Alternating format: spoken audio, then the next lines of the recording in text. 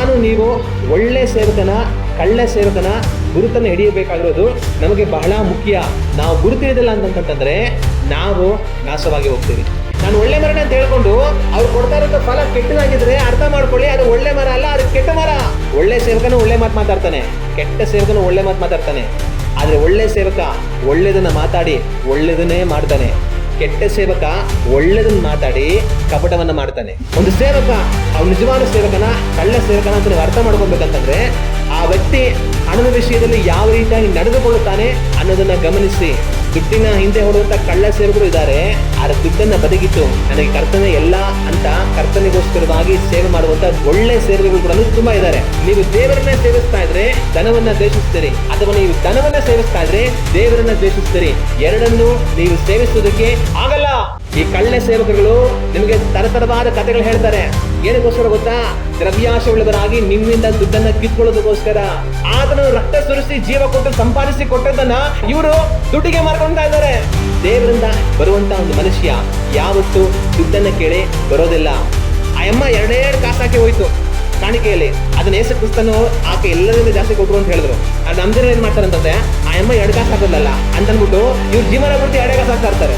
ತುಂಬಾ ಕಷ್ಟ ಇದ್ದಾಗ 10 ರೂಪಾಯಿ ಕಾಣಿಕೆ ಹೋಗ್ತಾ ಇರ್ತಾರೆ. ದೇವ್ರೆ ನನ್ನ ಹತ್ರ ಏನೂ ಇಲ್ಲಪ್ಪ, ಇರೋದೇ ಇದೆ ಸ್ವಾಮಿ ಅಂತ ಎಲ್ಲ ದೇವ್ರ ಕೊಟ್ಮೇಲೆ ಕೂಡ 10 ರೂಪಾಯಿನೇ ಕೊಡ್ತಾ ಇರ್ತಾರೆ. ಒಂದು ಕಾಲದಲ್ಲಿ ವಿಶ್ವಾಸಿಗಳು ಎಲ್ಲರೂ ಬಡವರು, ಪಾಸ್ಟರ್ ಬಡವ. ಆದ್ರೆ ಇವತ್ತು ವಿಶ್ವಾಸಿಗಳು ಎಲ್ಲರೂ ಶ್ರೀಮಂತರು, ಪಾಸ್ಟರ್ ಇವತ್ತು ಸಹ ಬಡವ. ಯಾಕೆ? ವಿಶ್ವಾಸಿಗಳು ಹಣವನ್ನು ಪ್ರೀತಿಸುವಂತ ಕಳ್ಳ ವಿಶ್ವಾಸಿಗಳು.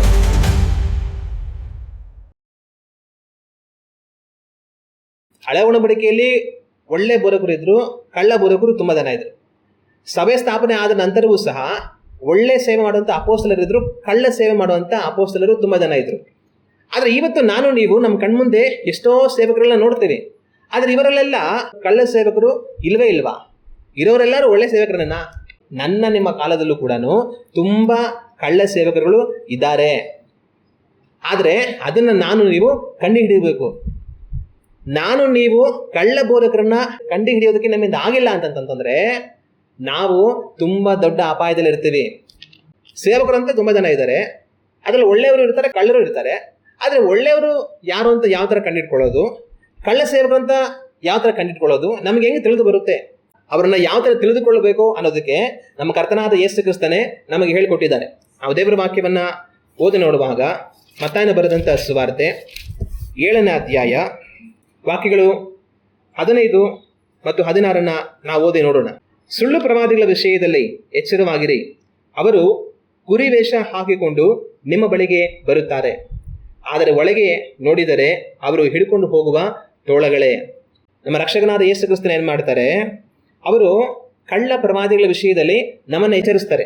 ಅವ್ರು ಹೇಳೋ ಮಾತೇನಂತಂದ್ರೆ ಸುಳ್ಳು ಪ್ರವಾದಿಗಳ ವಿಷಯದಲ್ಲಿ, ಹಂಗಂದ್ರೆ ಕಳ್ಳ ಸೇವಕರುಗಳ ವಿಷಯದಲ್ಲಿ ನೀವು ಎಚ್ಚರವಾಗಿರಿ. ಅವ್ರೇನ್ ಮಾಡ್ತಾರೆ? ಅವರು ಕುರಿ ವೇಷ ಹಾಕಿಕೊಂಡು ನಿಮ್ಮ ಬಳಿಗೆ ಬರುತ್ತಾರೆ. ಅವ್ರು ನಿಮ್ಮ ಹತ್ರ ಬರೋದು ಯಾವ ತರ? ಕುರಿ ವೇಷವನ್ನು ಹಾಕೊಂಡು. ಇವಾಗ ನಾವೆಲ್ಲ ಯಾರು? ನಾವೆಲ್ಲ ಕುರಿಗಳು. ಈಗ ಇವ್ರೇನ್ ಮಾಡ್ತಾರೆ ಅಂತಂದ್ರೆ ಇವರು ಕುರಿ ತರನೇ ಬರ್ತಾರೆ, ಆದ್ರೆ ಇವ್ರು ಕುರಿ ಅಲ್ಲ. ಆದ್ರೆ ಅವ್ರೇನು ಯೇಸು ಕ್ರಿಸ್ತನ ಹೇಳೋ ಮಾತು, ಅವರು ಕುರಿ ವೇಷ ಹಾಕಿಕೊಂಡು ನಿಮ್ಮ ಬಳಿಗೆ ಬರುತ್ತಾರೆ, ಆದರೆ ಒಳಗೆ ನೋಡಿದರೆ ಅವರು ಹಿಡ್ಕೊಂಡು ಹೋಗುವ ತೋಳಗಳೇ. ಅವರು ವಾಸ್ತವವಾಗಿ ತೋಳ ಏನ್ ಮಾಡುತ್ತೆ? ಕುರಿನ ಹಿಡ್ಕೊಂಡು ಹೋಗಿ ತಿನ್ಕೊಂಡು ನಾಶ ಮಾಡಿಬಿಡುತ್ತೆ. ಅವ್ರು ವಾಸ್ತವವಾಗಿ ತೋಳಗಳು. ಆದ್ರೆ ತೋಳ ತರನೇ ಬಂದ್ರೆ ಏನಾಗುತ್ತೆ? ಕುರಿಗಳು ಓಡಾಬಿಡುತ್ತೆ ತೋಳ ಬಂತು ಅಂತ. ಈಗ ಕುರಿಗಳು ಹಿಡಿಬೇಕಂದ್ರೆ ಏನ್ ಮಾಡ್ಬೇಕು? ಕುರಿ ತರನೇ ವೇಷ ಹಾಕೊಂಡ್ ಬಂದ್ಬಿಟ್ರೆ ಬೇರೆ ಕುರಿಗಳಿಗೆ ಗೊತ್ತಾಗೋದಿಲ್ಲ. ಆಗ ರಹಸ್ಯವಾಗಿ ಬಂದು ಹಿಡ್ಕೊಂಡು ಆರಾಮಾಗಿ ಹೋಗ್ಬಿಡ್ಬೋದು ಅನ್ನೋವಂಥದ್ದು ಅವ್ರ ಉದ್ದೇಶ. ಅದರಿಂದ ಸುಳ್ಳು ಪ್ರಮಾದಗಳ ವಿಷಯದಲ್ಲಿ, ಕಳ್ಳ ಸೇವಕರ ವಿಷಯದಲ್ಲಿ ಎಚ್ಚರವಾಗಿರಿ. ಅವರು ಕುರಿ ವೇಷವನ್ನು ಹಾಕಿಕೊಂಡಿರುವಂತ ತೋಳಗಳು, ಅವರು ನಿಮ್ಮನ್ನ ಹಿಡಿದುಕೊಂಡು ಹೋಗುವಂತವರು ಎಂಬುದಾಗಿ ಯೇಸು ಕ್ರಿಸ್ತನ ಹೇಳೋದನ್ನ ನಾವು ಕಾಣ್ತೀವಿ. ನಾನು ನೀವು ಒಳ್ಳೆ ಸೇವಕನ ಕಳ್ಳ ಸೇವಕನ ಗುರುತನ್ನು ಹಿಡಿಯಬೇಕಾಗಿರೋದು ನಮಗೆ ಬಹಳ ಮುಖ್ಯ. ಯಾಕೆ? ನಾವು ಗುರುತಿಡಿದಿಲ್ಲ ಅಂತಂತಂದ್ರೆ ನಾವು ನಾಶವಾಗಿ ಹೋಗ್ತೀವಿ. ಒಂದು ವ್ಯಕ್ತಿ ನಿಜವಾಗಿ ಕುರಿನ ಅಥವಾ ಕುರಿ ವೇಷದಲ್ಲಿರುವಂತ ತೋಳನ ಅನ್ನೋದು ನಮಗೆ ಗೊತ್ತಾಗಿಲ್ಲ ಅಂತಂತಂದ್ರೆ ಆ ತೋಳದ ಬಾಯಿಗೆ ಸಿಕ್ಕಿ ನಾವು ನಾಶವಾಗಿ ಹೋಗ್ತೇವೆ. ಒಂದು ವಿಶ್ವಾಸಿ ಒಂದು ಸೇವಕನನ್ನ, ತಾನು ನಿಜವಾಗಲೂ ದೇವ ಸೇವಕನ, ತಾನು ದೇವರಿಂದ ನಡೆಸಲ್ಪಡುತ್ತಿರುವಂತಹ ಸೇವಕನ ಅಥವಾ ಕಳ್ಳ ಸೇವಕನ ಅನ್ನೋ ಗುರುತು ಹಿಡಿದಿಲ್ಲ ಅಂತಂತಂದ್ರೆ ಆ ಕಳ್ಳ ಸೇವಕ ಏನ್ ಮಾಡ್ತಾನೆ? ಅವನು ನಾಶವಾಗ್ತಾನೆ, ಆ ವಿಶ್ವಾಸಿನೂ ಸಹ ನಾಶಪಡಿಸ್ಬಿಡ್ತಾನೆ. ಅದರಿಂದ ನಿಮ್ಮ ರಕ್ಷಣೆಯನ್ನು ನೀವು ಕಾದುಕೊಳ್ಬೇಕಂತಂದ್ರೆ, ಕ್ರಿಸ್ತನಿಗಾಗಿ ನೀವು ಜೀವಿಸಿ ಆತನ ರಾಜ್ಯವನ್ನು ಪ್ರವೇಶಿಸಿ ಆತನಿಂದ ನಿತ್ಯ ಜೀವ ಪಡೆದು ದೇವರೊಟ್ಟಿಗೆ ಒಂದು ದಿವಸ ನೀವು ಜೀವಿಸಬೇಕು ಅಂತಂತಂದ್ರೆ, ಒಂದು ಸೇವಕನನ್ನ, ಅವನು ಒಳ್ಳೆಯ ಸೇವಕನ ಕಳ್ಳ ಸೇವಕನ ಅನ್ನೋದನ್ನ ನೀವು ಗುರುತಿ ಹಿಡಿಯಬೇಕಾಗಿರುವಂಥದ್ದು ಬಹಳ ಮುಖ್ಯ. ನೀವು ಗುರುತಿ ಹಿಡಿದಿರಾ, ಕಂಡವ್ರನ್ನೆಲ್ಲ ಅಯ್ಯೋ ಎಲ್ಲಾ ಸೇವಕರೇ ಅಂತ ಹೇಳಿ ನೀವು ಕಳ್ಳ ಸೇವಕರನ್ನ ಒಂದು ವೇಳೆ ಹಿಂಬಾಲಿಸಿ ಹೋದ್ರೆ ಅವರೊಂದು ದಿವಸ ಹೋಗಿ ಹಳ್ಳಕ್ಕೆ ಬೀಳ್ತಾರೆ, ನಿಮ್ಮನ್ನು ಸಹ ಹಳ್ಳಕ್ಕೆ ಬೀಳಿಸಿಬಿಡ್ತಾರೆ. ಅದರಿಂದ ಅವರನ್ನು ಗುರುತಿ ಹಿಡಿಯಬೇಕಾಗಿರುವಂಥದ್ದು ನಮಗೆ ಬಹಳ ಮುಖ್ಯ. ಅವರನ್ನ ಗುರುತಿ ಹಿಡಿಯಿರಿ. ಅವರು ಕುರಿ ವೇಷವನ್ನು ಧರಿಸಿಕೊಂಡಿರುವಂತಹ ತೋಳಗಳು, ಅವರ ವಿಷಯದಲ್ಲಿ ಎಚ್ಚರಿಕೆಯಾಗಿರಿ ಎಂಬುದಾಗಿ ಸ್ವತಃ ನಮ್ಮ ಕರ್ತನಾದ ಯೇಸು ಕ್ರಿಸ್ತನೇ ಹೇಳ್ತಾರೆ. ಇನ್ನು ಮುಂದುವರಿಸಿ ನಾವು ವಾಕ್ಯವನ್ನು ಓದುವಾಗ ಅವ್ರು ಹೇಳೋದೇನಂತಂದ್ರೆ 16ನೇ ವಾಕ್ಯದಲ್ಲಿ, ಅವರ ಫಲಗಳಿಂದ ಅವರನ್ನ ತಿಳ್ಕೊಳ್ಳುವಿರಿ. ಕುರಿ ವೇಷ ಹಾಕೊಂಡು ತೋಳಗಳ ರೀತಿಯಲ್ಲಿ ಅವ್ರು ಬರ್ತಾರೆ, ಆದ್ರೆ ಅವ್ರನ್ನ ನೀವು ಯಾವ ತರ ಕಂಡುಹಿಡಿಬೋದು? ಅವರನ್ನ ಯಾವ ರೀತಿ ನೀವು ಕಂಡುಹಿಡಿಯಬಹುದು ಅಂತಂದ್ರೆ, ಅವರ ಫಲಗಳಿಂದ ಅವರನ್ನ ತಿಳಿದುಕೊಳ್ಳುವಿರಿ ಎಂಬುದಾಗಿ ಯೇಸು ಕ್ರಿಸ್ತನು ಹೇಳ್ತಾರೆ. ನೀವು ಒಂದು ಸೇವಕನನ್ನ, ಅವನು ನಿಜವಾದ ಸೇವಕನ ಅಥವಾ ಕಳ್ಳ ಸೇವಕನ ಅಂತ ಗುರುತು ಹಿಡಿಯಬೇಕಂತಂದ್ರೆ ನಿಮಗೆ ಒಂದೇ ಆಧಾರ, ಅವನು ಕೊಡುವಂತ ಫಲವನ್ನ ಗಮನಿಸಿ. ಅವನು ಎಂತಹ ಫಲವನ್ನ ಕೊಡ್ತಾ ಇದ್ದಾನೆ ನೋಡಿ. ಆ ಫಲವನ್ನ ನೀವು ನೋಡುವಾಗ ನಿಮಗೆ ಅವ್ರು ಏನು ಅನ್ನೋದು ಅರ್ಥ ಆಗುತ್ತೆ. 17ನೇ ವಾಕ್ಯದಲ್ಲಿ ನಾವು ಓದುವಾಗ ಮುಂದೆ ಅವ್ರು ಹೇಳುವಂತ ಮಾತು, ಒಳ್ಳೆ ಮರಗಳೆಲ್ಲ ಒಳ್ಳೆ ಫಲವನ್ನು ಕೊಡುವವು, ಹುಳುಕು ಮರವು ಕೆಟ್ಟ ಫಲವನ್ನು ಕೊಡುವುದು. ಒಳ್ಳೆ ಮರವು ಕೆಟ್ಟ ಫಲವನ್ನು ಕೊಡಲಾರದು, ಹುಳುಕು ಮರವು ಒಳ್ಳೆ ಫಲವನ್ನ ಕೊಡಲಾರದು. ಯೇಸು ಕ್ರಿಸ್ತನ ಹೇಳೋ ಮಾತು, ಅವ್ರು ಕೊಡುವಂತ ಫಲಗಳಿಂದ ಅವ್ರನ್ನ ನೀವು ಕಂಡುಕೊಳ್ತೀರಾ. ಒಳ್ಳೆ ಮರ ಒಳ್ಳೆ ಫಲವನ್ನೇ ಕೊಡುತ್ತೆ, ಒಳ್ಳೆ ಮರ ಕೆಟ್ಟ ಫಲವನ್ನ ಕೊಡೋದಿಲ್ಲ.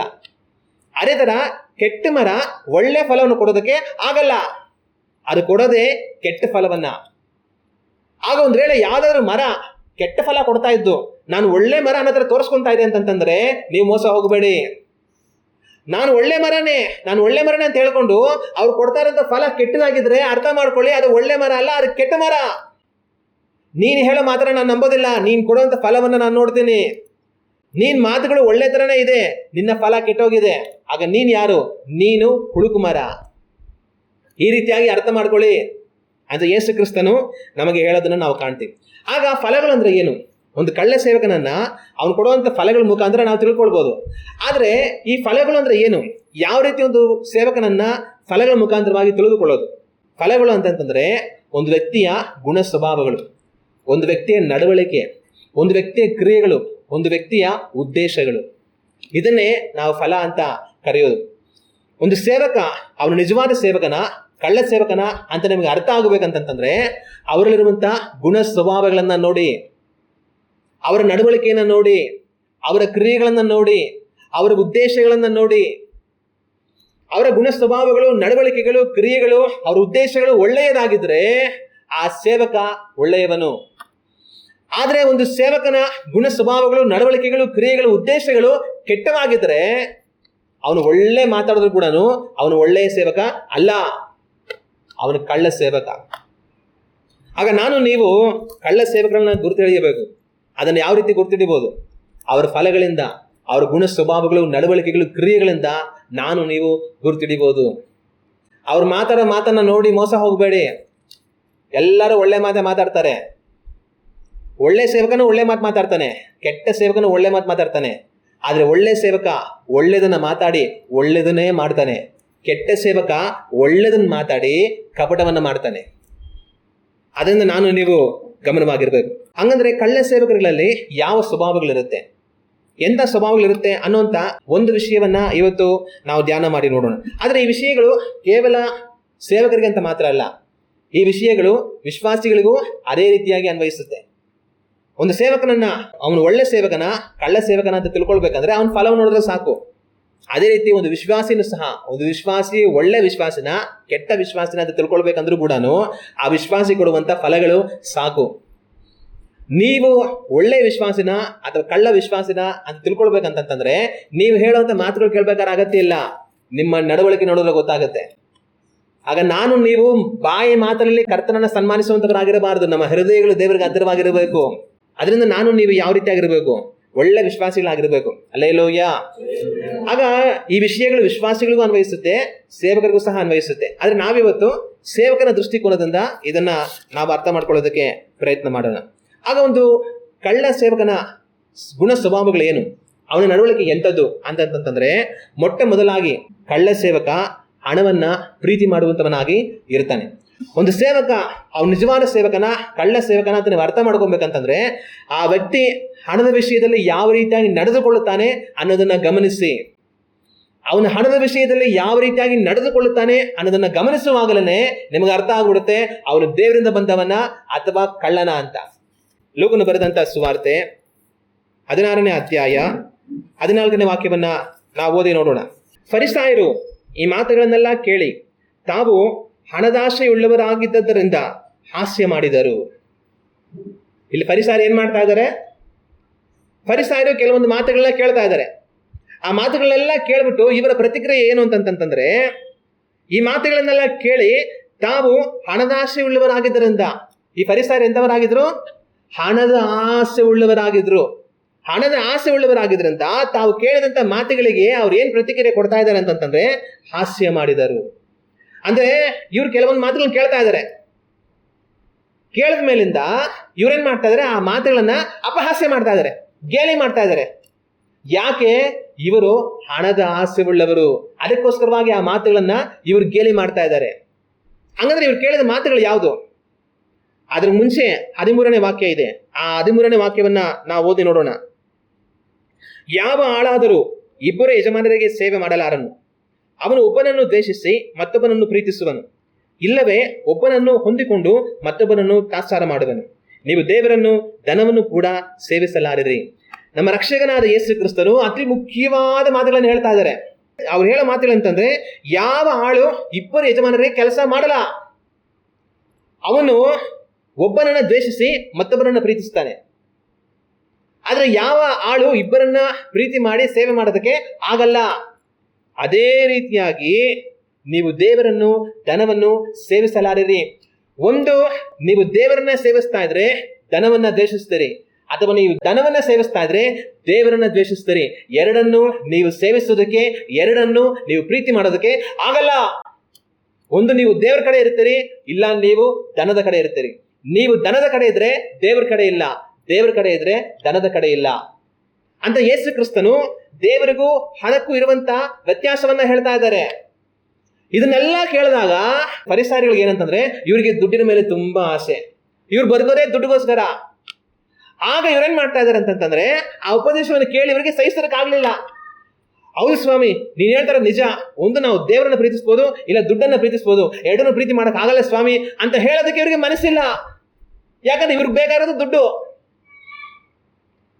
ಆದ್ರೆ ಆ ಉಪದೇಶವನ್ನ ಸಹಿಸಿಕೊಳ್ಳೋದಕ್ಕೆ ಆಗದ್ರಿಂದ ಇವ್ರೇನ್ ಮಾಡಿದ್ರು? ಅಪಹಾಸ್ಯ ಮಾಡಿದ್ರು.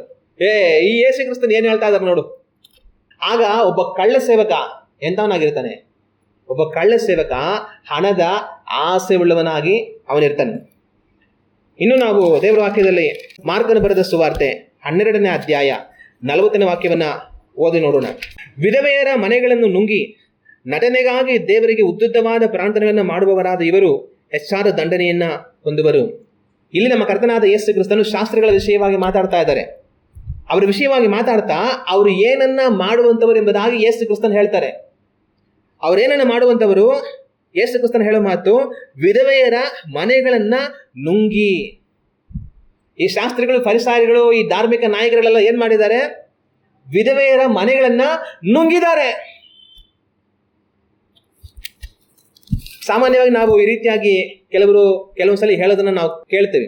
ಏನಂತಂದ್ರೆ, ಅವನು ನಮ್ಮ ಮನೇನೆ ಚೆನ್ನಾಗಿ ನುಂಗಿ ನೀರು ಕುಡಿದ್ಬಿಟ್ಟ, ನಮ್ಗಿರೋದನ್ನೆಲ್ಲ ನುಂಗಿ ನೀರು ಕುಡಿದ್ಬಿಟ್ಟ ಅಂತ ಕೆಲವೊಂದ್ಸಲ ಜನಗಳು ಅವ್ರ ಬಾಧೆನ ವ್ಯಕ್ತಪಡಿಸ್ತಾರೆ. ಅವ್ರು ಆ ರೀತಿಯಾಗಿ ಹೇಳುವಾಗ ಅರ್ಥ ಏನು? ಅದಕ್ಕೆ ಅರ್ಥ ಏನಂತಂದ್ರೆ, ಯಾರಿಗಾದ್ರೂ ತುಂಬಾ ದೊಡ್ಡ ಮೊತ್ತದ ಹಣವನ್ನ ಇನ್ನೊಬ್ರು ಮೋಸ ಮಾಡಿದ್ರೆ ಅವಾಗ ಅವ್ರು ಹೇಳೋ ಮಾತು, ನಮ್ಗಿರೋದನ್ನೆಲ್ಲ ನುಂಗಿ ನೀರು ಕುಡಿದ್ಬಿಟ್ಟ.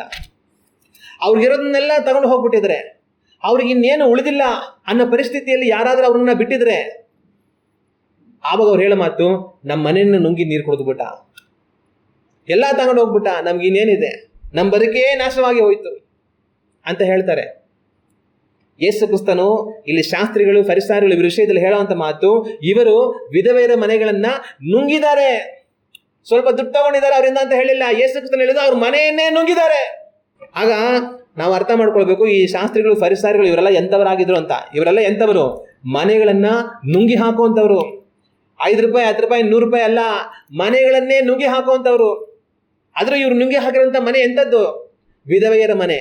ಯಾಕೆ ವಿಧವೆಯರ ಮನೆ? ಕಾರಣ ಅವ್ರಿಗೆ ಗಂಡ ಇರಲ್ಲ. ಅವ್ರಿಗೆ ಮೋಸ ಮಾಡಿದ್ರು, ಅವ್ರನ್ನ ಬಂದು ಕೇಳೋದಕ್ಕೆ ಯಾರು ಇರಲ್ಲ. ಒಂದು ಗಂಡ ಇರೋ ಮನೆ ಆದ್ರೆ ಗಂಡ ಇರ್ತಾನೆ, ಏನ್ರು ಹಿಂಗ್ ಮಾಡ್ತಾ ಇದ್ದಾರೆ ಅಂತ ಬಂದು ಕೇಳ್ತಾನೆ. ಆದ್ರೆ ಗಂಡ ಇಲ್ಲ ಅಂತಂದ್ರೆ ಅಮ್ಮ ಏನ್ ಮಾಡ್ತಾಳೆ? ಆಗ ವಿಧವೆಯರನ್ನ ಇವ್ರು ಮೋಸ ಮಾಡಿ ಅವ್ರ ಹತ್ರ ಇರೋದೆಲ್ಲ ಕಿತ್ಕೊಂಡು ಅವ್ರ ಮನೆಗಳನ್ನ ನುಂಗಿಬಿಟ್ಟಿದ್ದಾರೆ. ಇಂಥವರು ಹೆಚ್ಚಾದ ದಂಡನೆಗೆ ಗುರಿಯಾಗ್ತಾರೆ ಎಂಬುದಾಗಿ ಯೇಸು ಕ್ರಿಸ್ತನ ಅವರನ್ನ ಖಂಡಿಸೋದನ್ನ ನಾವು ದೇವರ ವಾಕ್ಯದಲ್ಲಿ ಕಾಣ್ತೇವೆ.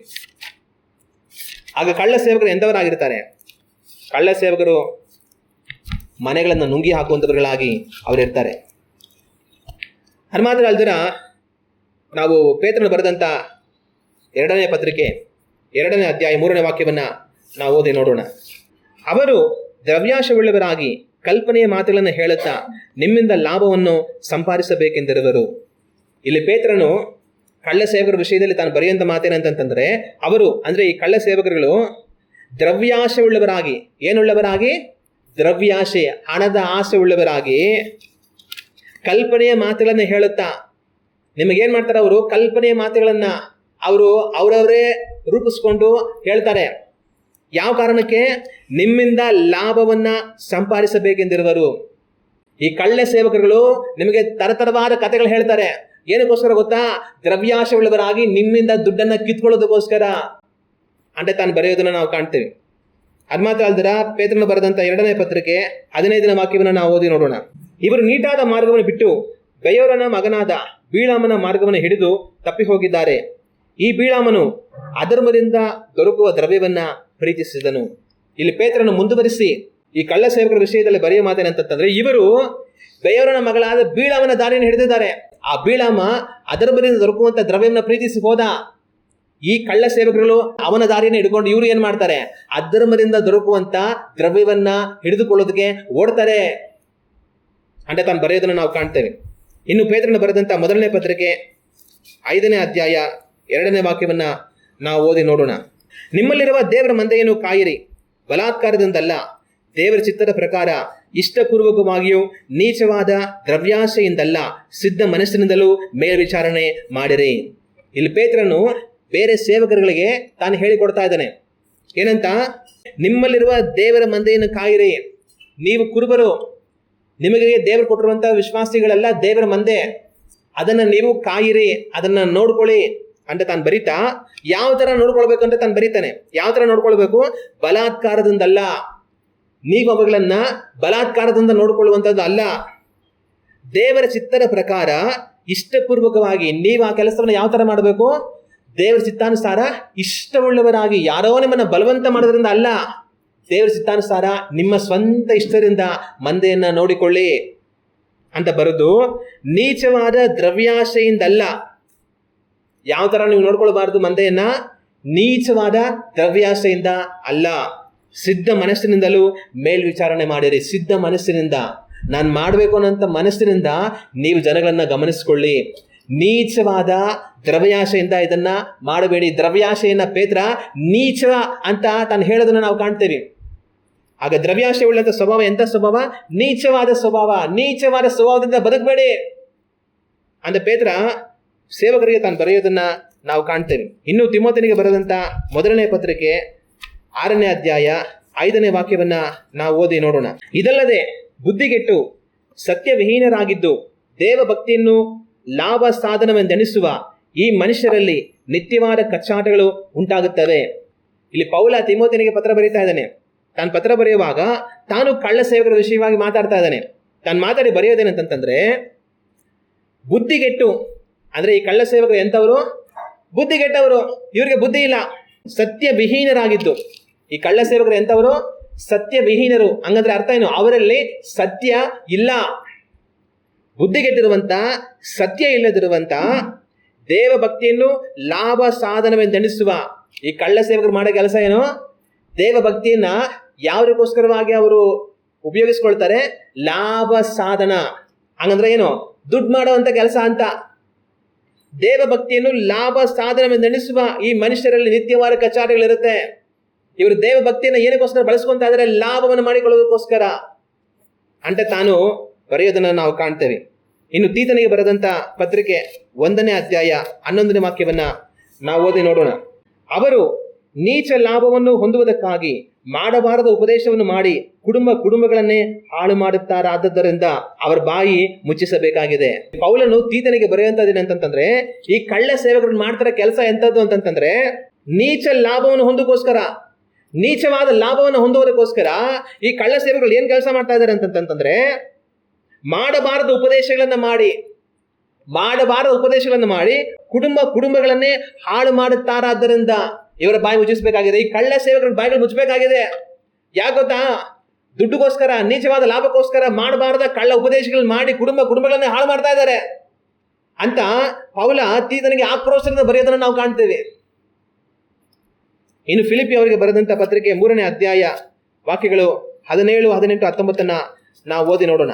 ಸಹೋದರರೇ, ನೀವೆಲ್ಲರೂ ನನ್ನನ್ನು ಅನುಸರಿಸುವವರಾಗಿರಿ ಮತ್ತು ನಾವು ನಿಮಗೆ ತೋರಿಸಿದ ಮಾದರಿಯ ಪ್ರಕಾರ ನಡೆದುಕೊಳ್ಳುವವರನ್ನು ಲಕ್ಷ್ಯಕ್ಕೆ ತಂದುಕೊಳ್ಳಿರಿ.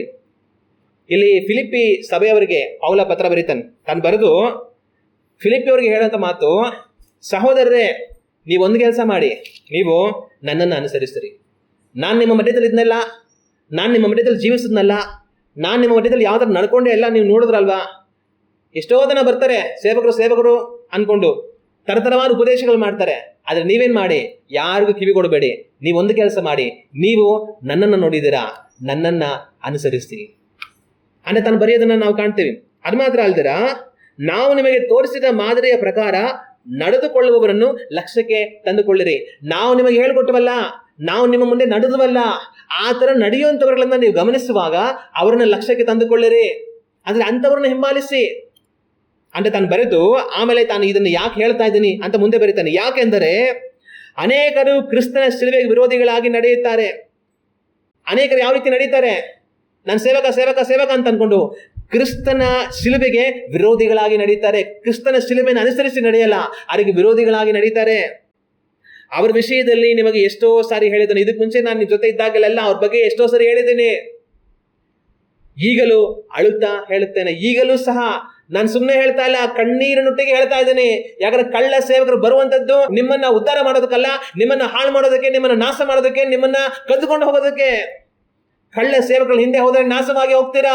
ಅದರಿಂದ ನಾನು ಕಣ್ಣೀರಿನಿಂದ ನಿಮಗೆ ಹೇಳ್ತಾ ಇದ್ದೀನಿ ಅಂತ ತಾನು ಹೇಳ್ತಾ ತಾನು ಮುಂದೆ ಹೇಳೋದಂತಂದ್ರೆ, ನಾಶವೇ ಅವರ ಅಂತ್ಯವಸ್ಥೆ. ಈ ಕಳ್ಳ ಸೇವಕರುಗಳ ಅಂತ್ಯವಸ್ಥೆ ಏನು? ಈ ಕಳ್ಳ ಸೇವಕರುಗಳ ಅಂತ್ಯವಸ್ಥೆ ನಾಶ. ಹೊಟ್ಟೆಯೇ ಅವರ ದೇವರು. ಇವರಿಗೆ ಯಾರು ದೇವರು? ಕಳ್ಳ ಸೇವಕರುಗಳಿಗೆ ಹೊಟ್ಟೆಯೇ ಅವರಿಗೆ ದೇವರು. ಅಂದ್ರೆ ಅರ್ಥ ಏನು? ಹೊಟ್ಟೆಯೇ ದೇವರು ಅಂತಂದ್ರೆ ದುಡ್ಡೇ ಅವ್ರಿಗೆ ದೇವರು. ಹೊಟ್ಟೆ ತುಂಬಬೇಕಂದ್ರೆ ಏನ್ ಬೇಕು? ಹೊಟ್ಟೆ ತುಂಬಬೇಕಾದ್ರೆ ಕಾಸು ಬೇಕು. ಆಗ ಹೊಟ್ಟೆನೇ ದೇವರು ಅಂತಂದ್ರೆ ಕಾಸೇ ಅವ್ರಿಗೆ ದೇವರು. ಇವ್ರು ಮಾಡೋ ಕೆಲಸ ಎಲ್ಲ ಹೊಟ್ಟೆಗೋಸ್ಕರನೇ, ದೇವರಿಗೋಸ್ಕರ ಅಲ್ಲ. ಅದರಿಂದ ಇವ್ರ ವಿಷಯದಲ್ಲಿ ಎಚ್ಚರಿಕೆಯಾಗಿರಿ ಅಂತ ಪೌಲ ಫಿಲಿಪ್ಪಿ ಅವರಿಗೆ ಬರೆಯೋದನ್ನ ನಾವು ಕಾಣ್ತೇವೆ. ಕಡೆಯದಾಗಿ ಇನ್ನೊಂದು ವಾಕ್ಯವನ್ನು ನಾವು ಓದೋಣ. ಮೀಕಾ ಪ್ರವಾದನೆ ಪುಸ್ತಕ 3ನೇ ಅಧ್ಯಾಯ 11ನೇ ವಾಕ್ಯವನ್ನು ನಾವು ಓದಿ ನೋಡೋಣ.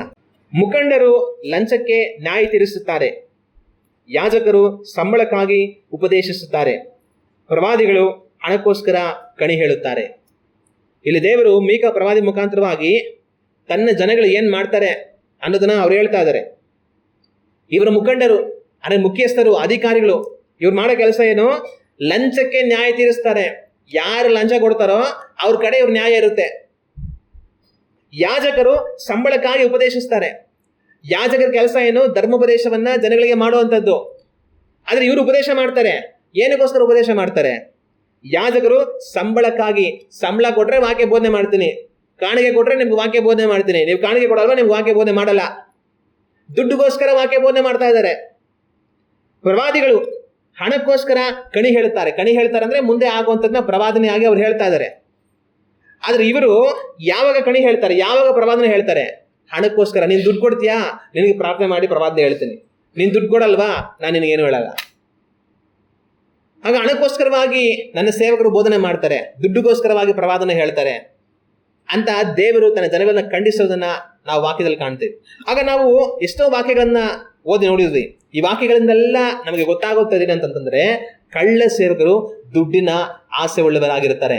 ಕಳ್ಳ ಸೇವಕರು ಮಾಡುವಂತ ಸೇವೆ ದುಡ್ಡಿಗೋಸ್ಕರವಾಗಿ, ಅವ್ರ ಉದ್ದೇಶ ಎಲ್ಲ ದುಡ್ಡನ್ನ ಪಡೆಯಬೇಕು ಅನ್ನೋದು ಹೊರತು ಬೇರೇನು ಸಹ ಇರೋದಿಲ್ಲ.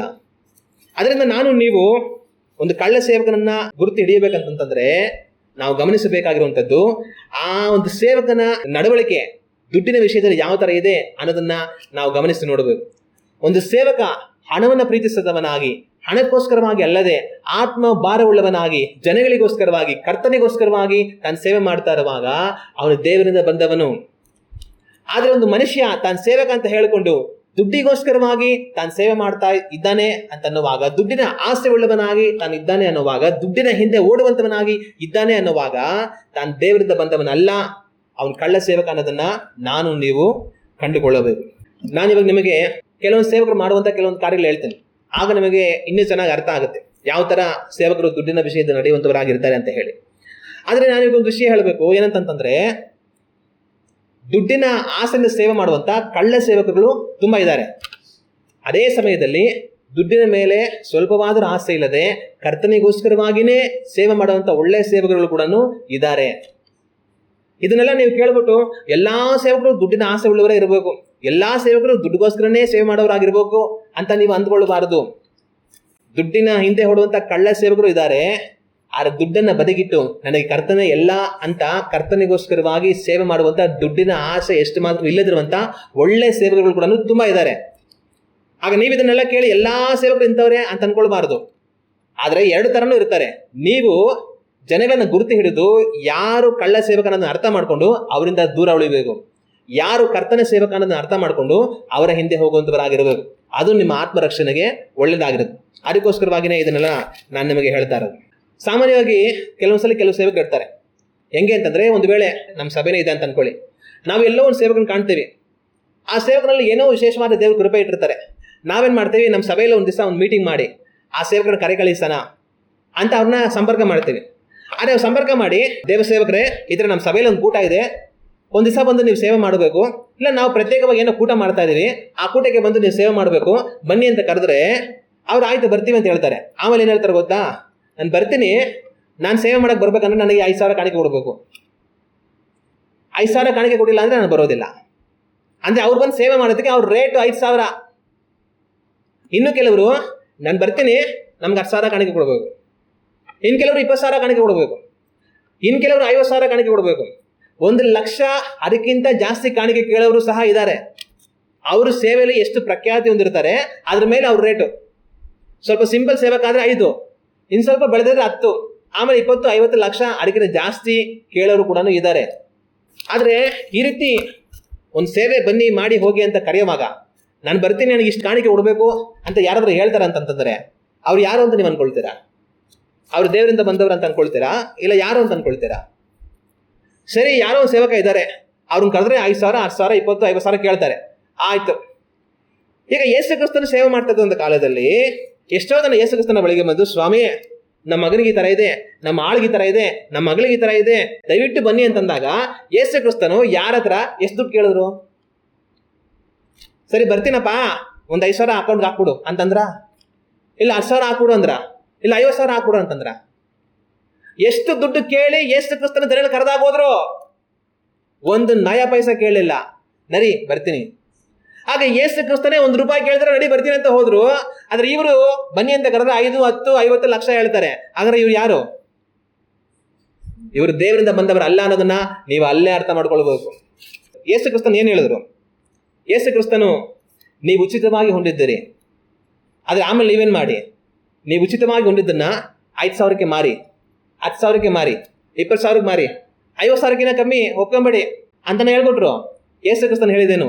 ಉಚಿತವಾಗಿ ಹೊಂದಿದ್ದೀರಿ, ಉಚಿತವಾಗಿ ಕೊಡಿರಿ. ನೀನ್ ಇದನ್ನ ಹೊಂದಿಕೊಳ್ಳೋದಕ್ಕೆ ಏನು ಮಾಡಿಲ್ಲ, ನೀನ್ ಕೊಡುವಾಗ ಏನು ಕೇಳಬೇಡ, ಉಚಿತವಾಗಿ ಕೊಡು ಎಂಬುದಾಗಿ ಯೇಸು ಕ್ರಿಸ್ತನ್ ಹೇಳಿದ್ದು. ಆದ್ರೆ ಯೇಸು ಕ್ರಿಸ್ತನ್ ಆ ರೀತಿಯಾಗಿ ಹೇಳಿದ್ರು. ಆದ್ರೆ ಇವ್ರೇನ್ ಮಾಡ್ತಾರೆ, ಸರಿ ಯಾರನ್ನೋ ಒಬ್ಬರನ್ನ ನಾವು ಕರಿತೀವಿ ಅಂತ ಅನ್ಕೊಳ್ಳಿ, ಈ ತರ ಒಂದು ಕೂಟ ಮಾಡ್ತೀವಿ ಬನ್ನಿ ಅಂತ ಅನ್ಬಿಟ್ಟು, ಯಾಕೆ ನಾವು ಅವ್ರನ್ನ ಕರಿತೀವಿ? ಸುಮ್ಮನೆ ಕರಿತೀವ? ಅವ್ರಲ್ಲಿ ಏನೋ ಒಂದು ವಿಶೇಷ ಕೃಪೆ ಇರುತ್ತೆ. ಒಂದ್ ವೇಳೆ ಅವ್ರ ವಾಕ್ಯವನ್ನ ಆಳವಾಗಿ ಬೋಧನೆ ಮಾಡುವಂತ ಕೃಪೆನ ದೇವರು ಅವ್ರು ಕೊಟ್ಟಿರ್ಬೋದು. ಅನೇಕರ ಅವರ ವಾಕ್ಯದಿಂದ ಕರ್ತನಲ್ಲಿ ಬಲ ಹೊಂದ್ತಾ ಇರ್ಬೋದು. ಸರಿ, ನಮ್ಮ ಸಭೆಗೂ ಬರಲಿ, ನಾವು ಊಟ ಮಾಡ್ತೀವಿ ಅಲ್ಲೂ ಬರಲಿ, ಇಲ್ಲಿರುವಂಥ ಜನಗಳಿಗೆ ವಾಕ್ಯವನ್ನು ಬೋಧಿಸಲಿ, ಆ ವಾಕ್ಯದಿಂದ ಜನಗಳು ಕರ್ತನಲ್ಲಿ ಬಲ ಹೊಂದಲಿ ಅನ್ನೋದಕ್ಕೋಸ್ಕರ ಕರಿತೇವೆ. ಒಂದು ವೇಳೆ ಅವ್ರಿಗೆ ಚೆನ್ನಾಗಿ ಹಾಡುವಂತ ಒಂದು ರಾಗವನ್ನು ದೇವ್ರು ಕೊಟ್ಟಿರ್ಬೋದು, ಒಂದು ಒಳ್ಳೆ ಸ್ವರವನ್ನು ದೇವ್ರು ಕೊಟ್ಟಿರ್ಬೋದು, ಅವ್ರ ಹಾಡುಗಳು ಅನೇಕರನ್ನ ಸಂತೈಸ್ತಾ ಇರ್ಬೋದು, ಬಲಪಡಿಸ್ತಾ ಇರ್ಬೋದು. ಬನ್ನಿ ನಾವು ಒಂದು ಊಟ ಮಾಡೋಣ ಅಂತ ಕರಿತೇವೆ. ಒಂದು ವೇಳೆ ದೇವರು ಅವರಿಗೆ ಪ್ರವಾದನ ವರ ಕೊಟ್ಟಿರ್ಬೋದು, ಅವ್ರ ಮುಖಾಂತರ ಅನೇಕರು ಮುಂದಾಗುವ ಸಂಗತಿಗಳನ್ನು ತಿಳ್ಕೊಂಡು ಕರ್ತನಲ್ಲಿ ಬಲ ಹೊಂದ್ತಾ ಇರ್ಬೋದು. ಬನ್ನಿ ನಮ್ಮ ಮಧ್ಯದಲ್ಲಿ ಸೇವೆ ಮಾಡಿ ಅನೇಕರು ಕರ್ತನಲ್ಲಿ ಬಲ ಹೊಂದಲಿ ಅಂತ ನಾವು ಕರಿತೇವೆ. ಅವ್ರಿಗೇನು ಅದ್ಭುತ ಮಾಡುವಂತ ಒಂದು ವರವನ್ನು ದೇವರು ಕೊಟ್ಟಿರ್ಬೋದು. ಅವ್ರು ಪ್ರಾರ್ಥನೆ ಮಾಡುವಾಗ ಅನೇಕ ರೋಗಗಳು ವಾಸಿಯಾಗಿ, ಅನೇಕ ದೆವ್ವಗಳು ಬಿಟ್ಟು ಹೋಗಿ ಜನಗಳಿಗೆ ಬಿಡುಗಡೆ ಆಗ್ತಾ ಇರ್ಬೋದು. ಬನ್ನಿ ಇಲ್ಲೊಂದು ಊಟ ಮಾಡೋಣ, ಜನಗಳಿಗೆ ಪ್ರಾರ್ಥನೆ ಮಾಡಿ ಅಂತ ಕರೆ ಕಳುಹಿಸ್ತೇವೆ. ಏನೋ ಒಂದು ವಿಶೇಷವಾದ ಕೃಪೆ ಇರೋದ್ರಿಂದನೇ ಯಾರೊಬ್ಬರನ್ನ ನಾವು ಕರಿತೀವಿ. ಆದ್ರೆ ಆ ಒಂದು ವಿಶೇಷವಾದ ಕೃಪೆ ಆ ವ್ಯಕ್ತಿಗೆ ಎಲ್ಲಿಂದ ಬಂತು? ಈಗ ಆ ವ್ಯಕ್ತಿನ ನಾವು ಕರೆದ್ರೆ, ಉದಾಹರಣೆಗೆ ವಾಕ್ಯ ಚೆನ್ನಾಗಿ ಬೋಧನೆ ಮಾಡೋರು ಯಾರೋ ಇದ್ದಾರೆ ಅಂತ ಅನ್ಕೊಳ್ಳೋಣ. ದೇವರವರಿಗೆ ವಿಶೇಷವಾಗಿ ವಾಕ್ಯ ಬೋಧನೆ ಮಾಡುವಂತ ಕೃಪೆ ಕೊಟ್ಟಿದ್ದಾರೆ. ನಾವು ಅದನ್ನ ಗಮನಿಸ್ಬಿಟ್ಟು ಅಯ್ಯ ದಯವಿಟ್ಟು ಬನ್ನಿ ಒಂದು ದಿವಸ ಜನಗಳಿಗೆ ವಾಕ್ಯ ಬೋಧನೆ ಮಾಡಿ ಅಂತ ನಾವು ಕರೆ ಕಳುಹಿಸ್ತೀವಿ. ಈಗ ಅವ್ರೇನ್ ಮಾಡ್ತಾರೆ, ಸರಿ ಬರ್ತೀನಿ, ನನ್ಗೆ 10,000 ಕಾಣಿಕೆ ಕೊಡ್ಬೇಕು ಬಂದ್ರೆ ಅಂತ ಹೇಳ್ತಾರೆ. ನಾವು ಸರಿ ಆಯ್ತಾ 10,000 ಕಾಣಿಕೆ ಕೊಡ್ತೀವಿ ಅಂತ ಹೇಳಿ ಅವ್ರನ್ನ ಕರೆಸ್ತೀವಿ. ಈಗ ಅವರಲ್ಲಿರುವಂತ ವಾಕ್ಯ ಸಂದೇಶವನ್ನ ಅವ್ರು ಬಂದು ಕೊಡೋದಕ್ಕೆ 10,000 ಕೇಳಿದ್ರಲ್ಲ, ಆದ್ರೆ ಆ ವಾಕ್ಯ ಸಂದೇಶವನ್ನು ಬೋಧಿಸುವಂತ ಕೃಪೆಯನ್ನು ಅವ್ರು ಪಡೆದದ್ದು ಯಾರಿಂದ? ಅವ್ರು ಪಡೆದದ್ದು ಯೇಸು ಕ್ರಿಸ್ತನಿಂದ. ಆದ್ರೆ ಯೇಸು ಕ್ರಿಸ್ತನಿಂದ ಅದನ್ನ ಅವ್ರು ಪಡೆದುಕೊಳ್ಳೋದಕ್ಕೆ ಅವರಿಗೆ ಇವರು ಎಷ್ಟು ದುಡ್ಡು ಕೊಟ್ರು? ನಿಮ್ಮಲ್ಲಿರುವಂತಹ ಕೃಪೆಯಲ್ಲಿ ಬಳಕೆ ಆಗ್ಲಿ ಬನ್ನಿ, ಅನೇಕರ ಪ್ರಯೋಜನಕ್ಕಾಗಿ ಅದು ಉಪಯೋಗ ಆಗ್ಲಿ ಬನ್ನಿ ಅಂತ ಹೇಳುವಾಗ 10,000 ಅಂತ ಹೇಳ್ತಾರಲ್ಲ, ಆದ್ರೆ ಆ ಕೃಪೆಯನ್ನು ಅವರಲ್ಲಿ ಅವ್ರು ಹೊಂದಿಕೊಳ್ಳೋದಕ್ಕೆ ಯೇಸು ಕ್ರಿಸ್ತನಿಗೆ ಎಷ್ಟು ದುಡ್ಡು ಕೊಟ್ರು? ಯೇಸು ಕ್ರಿಸ್ತನ ಕೊಟ್ಟಿದ್ದು ಏನೂ ಇಲ್ಲ, ಆತನು ಉಚಿತವಾಗಿ ಕೊಟ್ಟಿದ್ದಾರೆ. ಆದ್ರೆ ಉಚಿತವಾಗಿ ಅದನ್ನು ತಗೊಂಡ್ಬಿಟ್ಟು ಇವ್ರು ಹೇಳೋದು ನನ್ಗೆ 10,000 ಕೊಡ್ಬೇಕು. ಯಾರು ನೀವು? ಎಂತವ್ರು ನೀವು? ಇನ್ನು ಹೇಳ್ಬೇಕಂತಂದ್ರೆ ಇವರಿಗೆ ಉಚಿತವಾಗಿ ದೇವರಿಂದ ದೊರಕಿತು, ಆದ್ರೆ ದೇವರಿಂದ ಇವರಿಗೆ ಉಚಿತವಾಗಿ ಕೊಟ್ಟಿದ್ರು ಸಹ ಅದು ಉಚಿತ ಅಲ್ಲ. ಯೇಸು ಕ್ರಿಸ್ತನು ಅದನ್ನ ಇವರಿಗೆ ಕೊಡುವುದಕ್ಕಾಗಿ ತನ್ನ ರಕ್ತವನ್ನು ಸಿಲುವೆಯಲ್ಲಿ ಸುರಿಸಿ, ಸಿಲುವೆಯಲ್ಲಿ ತನ್ನ ಪ್ರಾಣವನ್ನು ಕೊಟ್ಟು ಅದನ್ನ ಸಂಪಾದಿಸಿದ್ದಾನೆ. ಇವತ್ತು ನಾನು ನೀವು ದೇವರಿಂದ ಕೃಪೆಗಳನ್ನು ಹೊಂದ್ಕೊಳ್ತೀವಿ. ನನಗೆ ಈ ಕೃಪೆ ಕೊಟ್ಟರು, ದೇವರಿಗೆ ಸ್ತೋತ್ರ ಅಂತ ಅನ್ಕೊಳ್ತೀವಿ. ನಿಮಗೆ ಉಚಿತವಾಗಿ ದೇವರು ಕೊಟ್ಟರು, ನಿಮಗೆ ದೇವರು ಉಚಿತವಾಗಿ ಕೊಟ್ಟಿದ್ದಾರೆ. ಆದ್ರೆ ನಿಮಗೆ ಕೊಡುವುದಕ್ಕೆ ಆತನಿಗೆ ಅದು ಉಚಿತವಾಗಿ ಬರಲಿಲ್ಲ. ಅದಕ್ಕೆ ಆತನ ರಕ್ತವನ್ನು ಸುರಿಸಿ ಜೀವವನ್ನು ಸಿಲುವೆಯಲ್ಲಿ ಕೊಡಬೇಕಾಗಿತ್ತು. ನಾನು ನೀವು ಯಾವುದಕ್ಕೆ ಯೋಗ್ಯರು? ನಾನು ನೀವು ದೇವರ ಕೋಪಕ್ಕೆ ಗುರಿಯಾಗಿ ಅಗ್ನಿ ನರಕಕ್ಕೆ ಒಳಗಾಗೋದಕ್ಕೆ ಮಾತ್ರವೇ ಯೋಗ್ಯರ ಹೊರತು ನಮಗೆ ಬೇರೆ ಯಾವ ಯೋಗ್ಯತೆ ಇಲ್ಲ. ಆದ್ರೆ ಅದನ್ನು ಮೀರಿ ಏನೋ ಒಂದು ವಾಕ್ಯ ಬೋಧನೆ ಮಾಡುವಂತ ಕೃಪೆನೋ, ಹಾಡಾಡುವಂತ ಕೃಪೆನೋ, ಪ್ರವಾದನೆ ವರನೋ, ಅದ್ಭುತಗಳು ಮಾಡುವಂತ ವರನೋ, ಏನೋ ಒಂದು ದೇವರು ನಮಗೆ ಕೊಟ್ಟಿದ್ದಾರೆ ಅಂತಂತಂದ್ರೆ ಅದಕ್ಕೆ ಆತನು ತನ್ನ ರಕ್ತವನ್ನು ಸುರಿಸಿ ತನ್ನ ಜೀವವನ್ನು ಸಿಲುಬೆಯಲ್ಲಿ ಕೊಟ್ಟು ಸಂಪಾದಿಸಬೇಕಾಗಿತ್ತು. ಆತನು ಅದನ್ನ ತನ್ನ ರಕ್ತ ಕೊಟ್ಟು ಜೀವ ಕೊಟ್ಟು ಸಂಪಾದಿಸಿ ನಮಗೆ ಉಚಿತವಾಗಿ ಕೊಟ್ಟಿದ್ದಾರೆ. ಆದ್ರೆ ಇದನ್ನೇ ಹೊಂದಿಕೊಂಡಂತ ಇವರು ಆಮೇಲೆ ಹೋಗಿ ಏನ್ ಮಾಡ್ತಾ ಇದ್ದಾರೆ? ದುಡ್ಡಿಗೆ ಮಾರ್ತಾ ಇದ್ದಾರೆ. ಆತನು ರಕ್ತ ಸುರಿಸಿ ಜೀವ ಕೊಟ್ಟು ಸಂಪಾದಿಸಿ ಕೊಟ್ಟದನ್ನ ಇವರು ದುಡ್ಡಿಗೆ ಮಾರ್ಕೊಳ್ತಾ ಇದ್ದಾರೆ. ಇದನ್ನ ನೋಡುವಾಗ ನಿಮ್ಗೆ ಅರ್ಥ ಆಗ್ಬೇಕು ಅವ್ರು ಯಾರಿಂದ ಬಂದವರಂತ ಹೇಳಿ. ಒಂದು ವೇಳೆ ನೀವು ಯಾರಾದ್ರೂ ಸೇವಕರನ್ನ ಕರೆ ಕಳಿಸಿ ಅವ್ರು ಬರ್ತೀನಿ, ನಾನು ಬರ್ಬೇಕಾದ್ರೆ ಇಷ್ಟು ದುಡ್ಡು ಕೊಡ್ಬೇಕು ಅಂತಂತಂದ್ರೆ ಅವ್ರು ಒಂದೇ ಮಾತು ಹೇಳಿ, ಸರಿ ಆಯ್ತಯ್ಯ, ನಾವು ಪ್ರಾರ್ಥನೆ ಮಾಡ್ತೀವಿ ದೇವರ ಹತ್ರ, ಇಷ್ಟು ದುಡ್ಡು ಕೇಳ್ತಾ ಇದ್ದಾರೆ ಸ್ವಾಮಿಯವರು, ಅವ್ರಿಗೆ ಕೊಡ್ಬೋದಾ, ಅವ್ರ ಕಡೆ ಕಳಿಸ್ಬೋದ ಅಂತ ದೇವ್ರ ಹತ್ರ ಪ್ರಾರ್ಥನೆ ಮಾಡ್ತೀವಿ. ದೇವರು ಇಷ್ಟು ದುಡ್ಡು ಕೊಟ್ಟು ಅವ್ರ ಕಡೆ ಕಳಿಸಂತ ನಮ್ಗೆ ಹೇಳಿದ್ರೆ ನಾವು ಮತ್ತೆ ನಿಮ್ಗೆ ಫೋನ್ ಮಾಡ್ತೀವಿ ಅಂತ ಇಟ್ಬಿಡಿ. ದೇವರು ನಮಗೆ ಯಾವತ್ತೂ ಸಹ ಅವ್ರಿಗೆ ಇಷ್ಟು ದುಡ್ಡು ಕೊಟ್ಟು ಅವ್ರನ್ನ ಕರೆ ಕಳಿಸಂತ ಹೇಳೋದಿಲ್ಲ. ಮತ್ತೆ ನಿಮ್ಮ ಜೀವಮಾನ ಪೂರ್ತಿ ಅವ್ರನ್ನ ಕರಿಬೇಡಿ, ಯಾಕಂದ್ರೆ ಅವರು ದೇವರಿಂದ ಬಂದವರು ಅಲ್ಲ. ದೇವರಿಂದ ಬರುವಂತ ಒಂದು ಮನುಷ್ಯ ಯಾವತ್ತೂ ದುಡ್ಡನ್ನ ಕೇಳಿ ಬರೋದಿಲ್ಲ. ಯಾರನ್ನೇ ಆಗ್ಲಿ ಏನೇ ಸೇವೆಗೋಸ್ಕರ ಕರೆಯುವಾಗ ಅವನ ಆತ್ಮ ಭಾರವುಳ್ಳವನಾಗಿ ಆಸಕ್ತಿಯಿಂದ ಬರ್ತಾನೆ. ಅಲ್ಲಿರುವಂತಹ ಆತ್ಮಗಳನ್ನ ಕರ್ತನಲ್ಲಿ ಬಲಪಡಿಸೋಣ, ದೇವರ ರಾಜ್ಯವನ್ನು ಕಟ್ಟೋಣ ಅಂತ ಹೇಳಿ ಅವನ ಆತ್ಮ ಭಾರವುಳ್ಳವನಾಗಿ ಬರ್ತಾನೆ ಹೊರತು ದುಡ್ಡಿನ ಭಾರವುಳ್ಳವನಾಗಿ ಬರೋದಿಲ್ಲ. ನಾನು ಅಲ್ಲಿ ಹೋದ್ರೆ ಎಷ್ಟು ದುಡ್ಡು ಕೊಡ್ಬೋದು, ಅಥವಾ ನಾನು ಎಷ್ಟು ದುಡ್ಡನ್ನ ಅವ್ರ ಹತ್ರ ಕೇಳ್ಬೋದು ಅಂತ ಬರೋದಿಲ್ಲ. ಆ ರೀತಿ ಬರೋವನು ಬಿಸ್ನೆಸ್ ಮಾಡೋವನು. ನಾನಲ್ಲಿ ಹೋದ್ರೆ ನನಗೆ ಏನ್ ಲಾಭ ಆಗ್ಬೋದು ಅಂತ ಯೋಚನೆ ಮಾಡೋವನು ಬಿಸ್ನೆಸ್ ಮಾಡೋವನು. ಆದ್ರೆ ಅಲ್ಲಿರುವಂತಹ ಆತ್ಮಗಳಿಗೋಸ್ಕರವಾಗಿ ನಾನು ಹೋಗ್ತೀನಿ ಅನ್ನೋನು ದೇವರ ಸೇವೆ ಮಾಡೋವನು. ಇದು ಸಭೆಯಲ್ಲಿ ಯಾವುದೋ ಕೂಟದಲ್ಲಿ ಮಾತ್ರ ಅಲ್ಲ, ನಿಮ್ಮ ಮನೆಗಳಲ್ಲೂ ಸಹ ನಡೆಯುತ್ತೆ. ಹೆಂಗೆ ಅಂತಂತಂದ್ರೆ ನಿಮಗೇನೋ ಕಷ್ಟ ಬಾಧೆ ಇರುತ್ತೆ, ಯಾರೋ ಒಂದು ಸೇವಕರು ನಿಮಗೆ ಎಲ್ಲೋ ಪರಿಚಯ ಆಗ್ತಾರೆ, ಅವ್ರದ್ದು ಫೋನ್ ನಂಬರ್ ಕೂಡ ನಿಮಗೆ ಸಿಗುತ್ತೆ.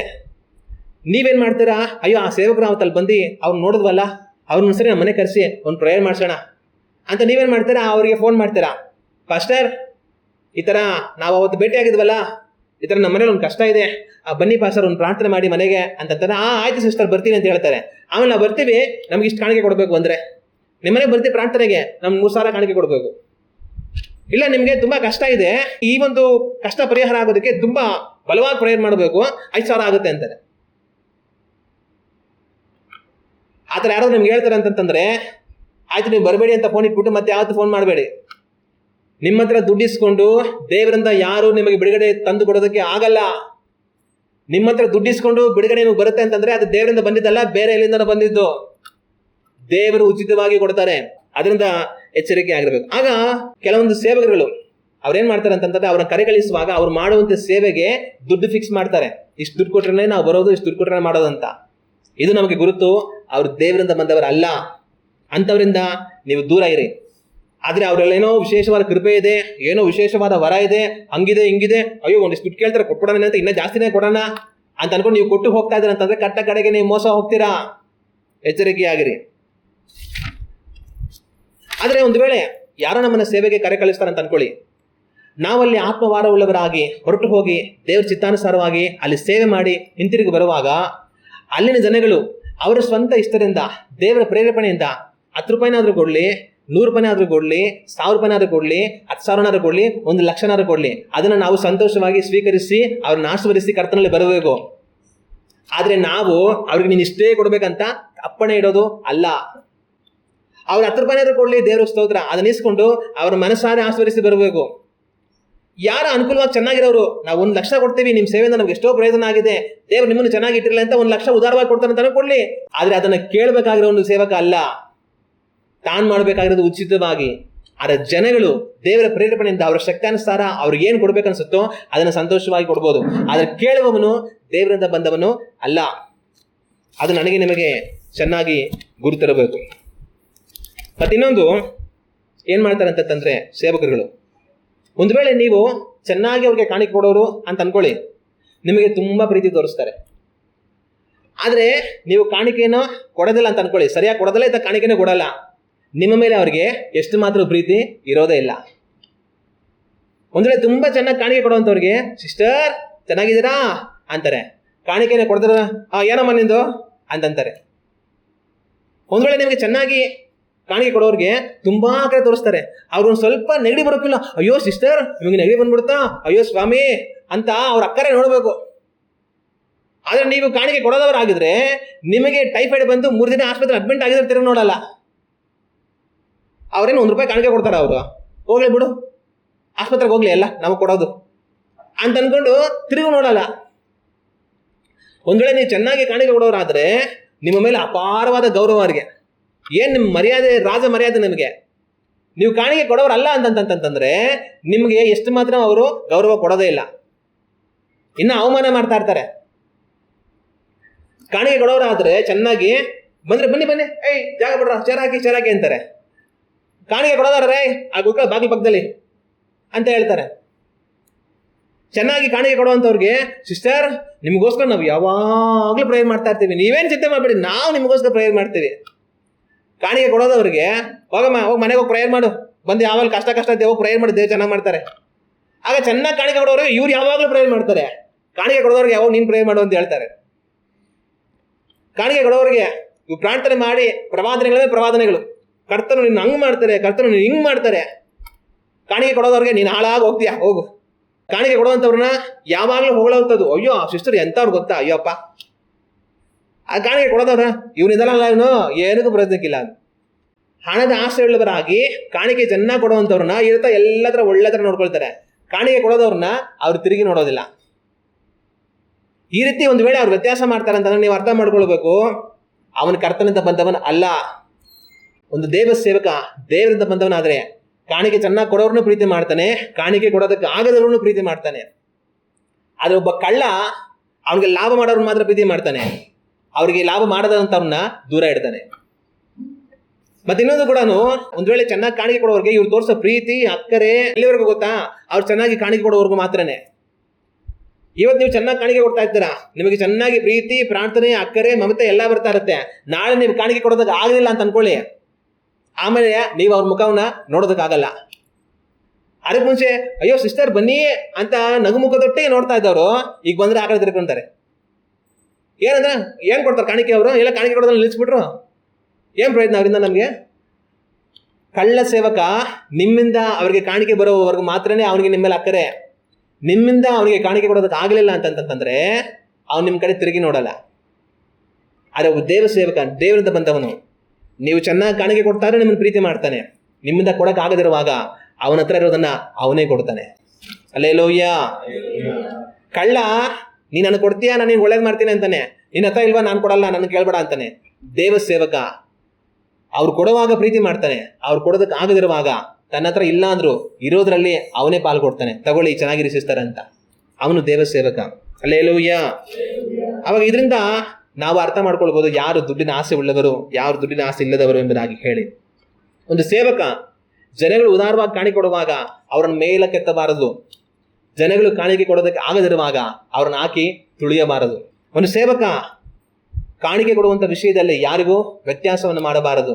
ಕೊಡುವಂಥವರಿಗೂ ಕೊಡದವರಿಗೂ ಸಮಾನವಾಗಿ ನಡೆಸಿಕೊಳ್ಳುವಂಥವನಾಗಿ ಇರಬೇಕು. ಅದೇ ರೀತಿಯಾಗಿ ಈ ಸೇವಕರು ಮಾಡುವಂಥ ಕೆಲಸ ಏನಂತಂದ್ರೆ, ಯಾರಾದರೂ ಚೆನ್ನಾಗಿ ಕಾಣಿಕೆ ಕೊಡ್ತಾರೆ ಅಂತ ಅನ್ಕೊಳ್ಳಿ, ಅವ್ರನ್ನ ಒಂದು ಮಾತು ಏನು ಅನ್ನಲ್ಲ. ಅವ್ರಲ್ಲಿ ಏನೋ ತಪ್ಪಿರಲಿ, ಅವರಿಂದ ಏನೋ ಒಂದು ತೊಂದರೆ ಆಗಲಿ, ಏನು ಕೂಡ ಹೇಳೋದಿಲ್ಲ. ಹೇಳಿದ್ರೆ ಅವ್ನು ಕಾಣಿಕೆ ಕೊಟ್ಟಿಲ್ಲ ಅಂದ್ರೆ ಏನು ಮಾಡೋದು ಅಂತ. ಆದರೆ ದೇವರಿಂದ ಬಂದವನು ಅವನು ಎಷ್ಟೇ ಕಾಣಿಕೆ ಕೊಡ್ತಾ ಇರಲಿ, ನಿನ್ನ ದುಡ್ಡು ನಿನ್ನ ಜೊತೆ ಹಾಳಾಗಿ ಹೋಗಲಿ, ನಿನ್ನ ಮನೆ ತಿರುಗು ಅಂತ ಹೇಳ್ತಾನೆ. ಪೇತ್ರನ ಹತ್ರಕ್ಕೆ ಸೀಮನ್ ಏನು ಮಾಡ್ದ, ಒಂದು ಬ್ಯಾಗ್ ತಗೊಂಡ್ಬಂದ್ಬಿಟ್ಟ ದುಡ್ಡು. ಅಯ್ಯ ನನಗೆ ವರ ಕೊಡಿ ಸ್ವಾಮಿ, ತಗೊಳ್ಳಿ ದುಡ್ಡು ಬ್ಯಾಗ್ ಅಂತ ಅಂದ್ಬಿಟ್ಟು ಪೇತ್ರನ ಹೇಳ್ದ, ಅಯ್ಯೋ ಎಷ್ಟೊಂದು ಕಾಣಿಕೆ ತಂದ್ಬಿಟ್ಟೆ, ಸೀಮನ ಯಾರೇವನು ಇಲ್ಲ ಸೀಟಾಕ ಕೊಷ್ಟು ಕುಟ್ರು ಸ್ವಲ್ಪ ಪಕ್ಕದಲ್ಲಿ ಅಂತಾನೆ ಹೇಳ್ದ. ನಿನ್ನ ದುಡ್ಡಿನೊಟ್ಟಿಗೆ ನೀನು ನಾಶವಾಗಿ ಹೋಗ್ತೀಯ, ಮನೆ ತಿರುಗು, ದೇವರ ವರವನ್ನು ದುಡ್ಡಿಗೆ ತಗೊಳ್ಳೋದು ಬಂದ ಅಂತ ಖಂಡಿಸ್ದ. ಆಗ ನಿಜವಾದ ದೇವ ಸೇವಕ ದುಡ್ಡು ತುಂಬಾ ಕೊಡ್ತಾರೆ ಮಾತ್ರಕ್ಕೆ ಅವ್ರಲ್ಲಿ ತಪ್ಪು ಕಂಡ್ರೆ ಬಂದ್ರೆ ಸಹಿಸ್ಕೊಂಡು ಹೋಗೋದಿಲ್ಲ, ಅವ್ರಿಗೆ ಹೇಳ್ಕೊಡ್ತಾನೆ ಮನೆ ತಿರುಗಿ ಸರಿ ಮಾಡ್ಕೊಳ್ಳಿ ಅಂತ. ಆದ್ರೆ ಒಂದು ವೇಳೆ ದುಡ್ಡು ಕೊಡೋದವರು ಸಣ್ಣ ಪುಟ್ಟ ತಪ್ಪು ಬರಲಿ, ಅವನು ಖಂಡಿಸಿ ಗದರಿಸಿ ಬೈದಾಕ್ಬಿಡ್ತಾರೆ. ಚೆನ್ನಾಗಿ ಕೊಡುವಂಥವ್ರು ಎಷ್ಟೇ ದೊಡ್ಡ ತಪ್ಪು ಮಾಡ್ತಾರೆ ಕೂಡ ಎಲ್ಲರೂ ಕೂಡ ಅವ್ರ ಬಗ್ಗೆ ಹೇಳ್ತಾರೆ, ಇವ್ರೇನು ಹೇಳಲ್ಲ. ಕೊಡೋದವರು ಒಂದು ಇಷ್ಟೇನ ಮಾಡಲಿ, ಅಷ್ಟೇ ಅವ್ರ ಕತೆ ಮುಗೀತು. ಅವ್ರು ಆಮೇಲೆ ಕಣ್ಣೀರು ಹಾಕೊಂಡು ಹೋಗ್ಬೇಕು. ಆದರೆ ಒಂದು ದೇವ ಸೇವಕ ಆ ರೀತಿ ಮಾಡಲ್ಲ. ಕಾಣಿಕೆ ಕೊಡುವಂಥವ್ರನ್ನ ತಪ್ಪಿದ್ರೆ ಅವ್ರಿಗೆ ಬುದ್ಧಿ ಹೇಳ್ತಾನೆ, ಕಾಣಿಕೆ ಕೊಡೋದವ್ರಿಗೂ ಬುದ್ಧಿ ಹೇಳ್ತಾನೆ, ಅವ್ರನ್ನ ಸರಿಯಾದ ದಾರಿಯಲ್ಲಿ ನಡೆಸೋದಕ್ಕೆ ಪ್ರಯತ್ನ ಮಾಡ್ತಾನೆ. ಆಗ ಸೇವಕರುಗಳಲ್ಲಿ ಇಂಥ ಒಂದು ನಡವಳಿಕೆಗಳನ್ನ ನೀವು ಗಮನಿಸುವಾಗ ನೀವು ಅರ್ಥ ಮಾಡ್ಕೊಳ್ಬೇಕು, ಅವನು ದೇವರಿಂದ ಬಂದವನ, ದುಡ್ಡನ್ನ ಪ್ರೀತಿ ಮಾಡೋಣ ಅಂತ. ಮತ್ತೆ ಇನ್ನೂ ಏನು ಮಾಡ್ತಾರೆ ಅಂತಂತಂದ್ರೆ, ಯಾರು ಕಾಣಿಕೆ ಕೊಡ್ತಾರೆ ಅವ್ರ ಮನೆಗೆ ಬಿದ್ದು ಬಿದ್ದು ಹೋಗ್ತಾ ಇರ್ತಾರೆ ಪ್ರಾರ್ಥನೆಗೆ.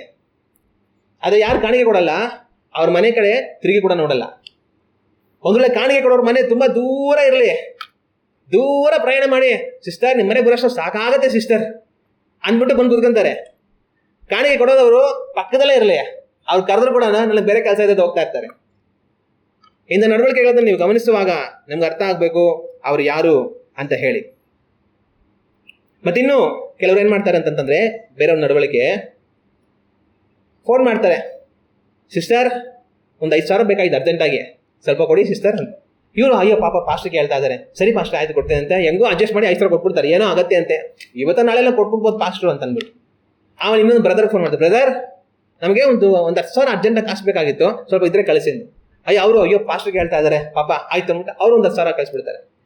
ಆದರೆ ಕಳ್ಸ್ಕೊಂತಾರೆ, ಆಮೇಲೆ ಇದ್ರ ಬಗ್ಗೆ ಅವ್ರು ಮಾತಾಡೋದೇ ಇಲ್ಲ. ಈ ಸಿಸ್ಟರ್ ಕೂಡ 5,000 ಕೊಟ್ಬಿಟ್ಟು ಪಾಸ್ಟ್ಗೆ ದುಡ್ಡಿಸ್ಕೊಂಡ್ರು ಸ್ವಲ್ಪ ದಿನ ಆದ್ಮೇಲೆ ಕೊಡ್ಬೋದು, ಆಯ್ತು ಒಂದು ವಾರ ಕಾಯ್ತಾರೆ, 10 ದಿವಸ ಕಾಯ್ತಾರೆ, ಪಾಸ್ಟ್ ಏನು ಮಾತಾಡೋದೇ ಇಲ್ಲ. ಆಮೇಲೆ ಸರಿ ಆಯ್ತು ಇನ್ನು ಸ್ವಲ್ಪ ದಿವಸ ಹೋಗ್ಮೇಲೆ ನೋಡ್ಕೊಳ್ಳೋಣ ಅಂತ ಅನ್ಕೊಂಡು 15 ದಿವಸ ಆಗುತ್ತೆ, 20 ದಿವಸ ಆಗುತ್ತೆ, ಪಾಸ್ಟ್ರ ಬಗ್ಗೆ ಮಾತೇ ಇಲ್ಲ. ಕೊನೆಗೆ ತಿಂಗಳಾಗ್ಬಿಡುತ್ತೆ, 1.5 ತಿಂಗಳಾಗ್ಬಿಡುತ್ತೆ, 2 ತಿಂಗಳಾಗ್ಬಿಡುತ್ತೆ. ಇವ್ರು 5,000 ಇಸ್ಕೊಂಡಿದ್ದು ಅದ್ರ ಬಗ್ಗೆ ಮಾತೇ ಇಲ್ಲ. ಅವ್ರ ಹತ್ರ 10,000 ಇಸ್ಕೊಂಡಿದ್ದು ಮಾತೇ ಇಲ್ಲ. ಇವ್ರು ಒಂದೇ ಭ್ರಮೆಯಲ್ಲಿ ಇರ್ತಾರೆ. ಪಾಸ್ಟ್ರು ಇಸ್ಕೊಂಡ್ರಲ್ಲ, ಏನಕ್ಕೆ ಇಸ್ಕೊಂಡ್ರೋ ಏನೋ, ಅದೇನು ಕೊಡ್ತಾರ ಇಲ್ವೋ, ನಾನು ಕೇಳಬೇಕೋ ಅದು ಗೊತ್ತಿಲ್ಲ ಅಂತ ಅನ್ಕೊಂಡು ನಾನು ಕೇಳಿದ್ರೆ ಏನಾಗ್ಬೋದು ಅಂತ ಯೋಚನೆ ಮಾಡ್ಕೊಂಡು ಇರ್ತಾರೆ.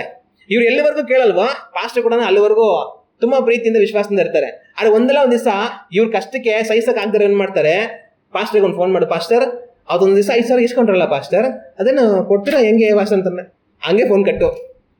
ಮತ್ತೆ ಫೋನ್ ಮಾಡಿದ್ರೆ ಫೋನೇ ತೆಗಿಯಲ್ಲ ಅವರು. ಮತ್ತೆ ಆಮೇಲೆ ಮುಂದಿನ ವಾರ ಭಾನುವಾರ ಸಭೆಗೆ ಬಂದರೆ ಪ್ರಸಂಗ ಎಲ್ಲ ಅವ್ರಿಗೇನೆ. ಅವರು ಪ್ರಸಂಗದಲ್ಲೇ ಎದ್ದು ಓಡಾಡ್ಬಿಡ್ಬೇಕು, ನನಗೆ 5,000 ಬೇಡ, ಈ ಪ್ರಸಂಗ ಮಾತುಗಳು ಬೇಡ ಅಂತ ಅಂದ್ಬಿಟ್ಟು. ಮತ್ತೆ ಇನ್ನೂ ಕೆಲವ್ರು ಏನು ಮಾಡ್ತಾರೆ ಅಂತಂತಂದ್ರೆ, ಯಾರು ವಿಶೇಷವಾದ ಕಾಣಿಕೆ ಕೊಡ್ತಾರೋ ಅವರಿಗೆ ವಿಶೇಷ ಪ್ರಾರ್ಥನೆ. ನಾವು ಒಂದು ಸ್ಕೀಮ್ ತಂದಿದ್ದೀವಿ, ಏನಂತಂತಂದ್ರೆ ಇಷ್ಟು ದುಡ್ಡು ಕಟ್ಟಿ ಆ ಸ್ಕೀಮಲ್ಲಿ ನೀವು ಸೇರಬೇಕು. ಆ ಸ್ಕೀಮಲ್ಲಿ ಸೇರೋದ್ರಿಂದ ನಿಮ್ಗೆ ಏನು ಪ್ರಯತ್ನ ಅಂತಂತಂದ್ರೆ, ನಾವು ವಿಶೇಷವಾಗಿ ನಿಮಗೋಸ್ಕರ ಪ್ರಾರ್ಥನೆ ಮಾಡ್ತಾ ಇರ್ತೀವಿ ಅನ್ನೋದು ಸ್ಕೀಮು. ಅದಕ್ಕೆ ಎಷ್ಟು ಕಟ್ಟಬೇಕು, 10,000 ಕಟ್ಟಬೇಕು. ಸರಿ, ಈಗ ನಿಮ್ಮ ವಿಶೇಷ ಪ್ರಾರ್ಥನೆ ದುಡ್ಡಿಲ್ಲದಂತ ಬಡವನಿಗೆ ಸಿಗೋದಿಲ್ವಾ? 10,000 ಕಟ್ಬಿಟ್ಟು ಸೇರ್ಕೊಂಡ್ರೆ ನಿಮಗೋಸ್ಕರ ನಾವು ವಿಶೇಷ ಪ್ರಾರ್ಥನೆ ಮಾಡ್ತಾ ಇರ್ತೀವಿ. ಸರಿ, ಆ ಪ್ರಾರ್ಥನೆ ಬಡವರಿಗೆ ಸಿಗಲ್ವಾ? ದುಡ್ಡಿರೋರು ಮಾತ್ರನೇ ಸಿಗೋದು ನಿಮ್ಮ ವಿಶೇಷ ಪ್ರಾರ್ಥನೆ. ಸರಿ, ಯಾರೋ ದುಡ್ಡಿರೋನು ಚೆನ್ನಾಗಿ ಸಂಪಾದನೆ ಇರೋನು 10,000 ಕಟ್ಬಿಟ್ಟು ನನಗೋಸ್ಕರ ಪ್ರಾರ್ಥನೆ ಮಾಡಿ ಅಂತ ಸೇರ್ಕೊಂಡ್ಬಿಡ್ತಾನೆ. ದುಡ್ಡಿಲ್ದವನು ಏನ್ ಮಾಡಬೇಕು? ಆಗ ನಿಮ್ಮ ವಿಶೇಷ ಪ್ರಾರ್ಥನೆ ಬರೀ ದುಡ್ಡಿರೋರು ಮಾತ್ರ ಸಿಗೋದಾ? ಬಡವರಿಗೆ ಸಿಗಲ್ವಾ?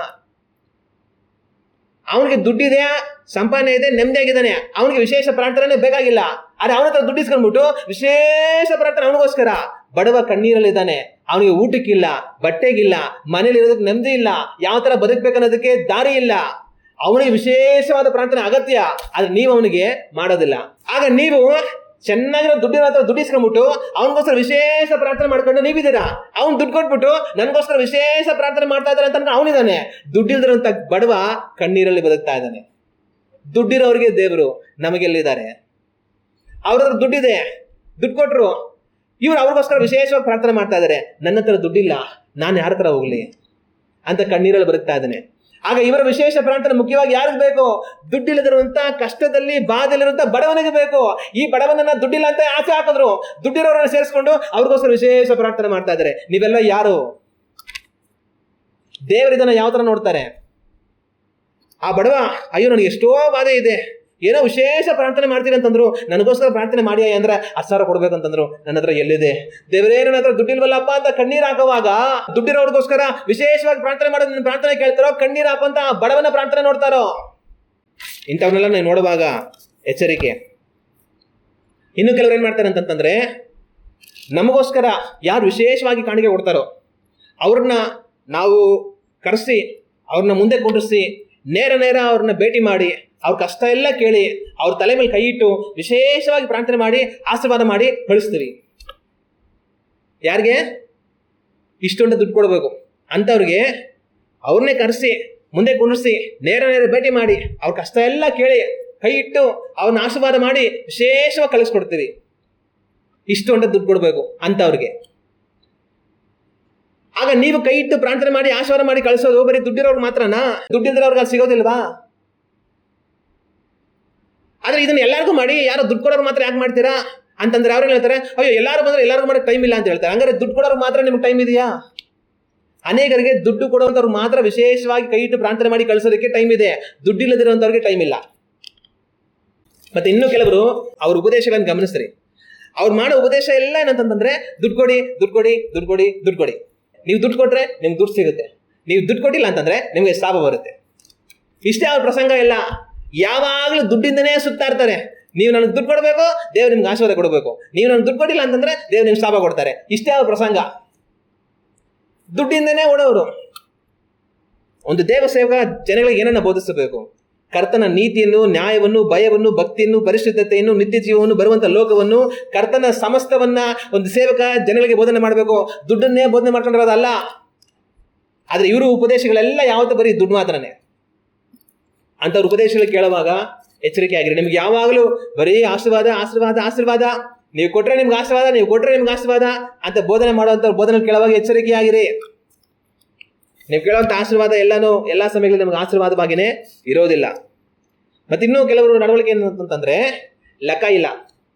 ಹೆಂಗೆ ಅಂತಂದ್ರೆ, ಉದಾಹರಣೆಗೆ ನಾವೇನೋ ಕಾರ್ಯಕ್ರಮ ಮಾಡ್ಬೇಕಂತಿದ್ದೀವಿ, ಸಭೆಯಲ್ಲಿ ಎಲ್ಲ 5,000 ಕೊಟ್ಬಿಡಿ, ಎಲ್ಲರ ಹತ್ರ ದುಡಿಸ್ಕೊಂಡಿದ್ದಾಯ್ತು, ಆ ಕಾರ್ಯಕ್ರಮನ ಎಲ್ಲ ಮಾಡಿದಾಗೋಯ್ತು.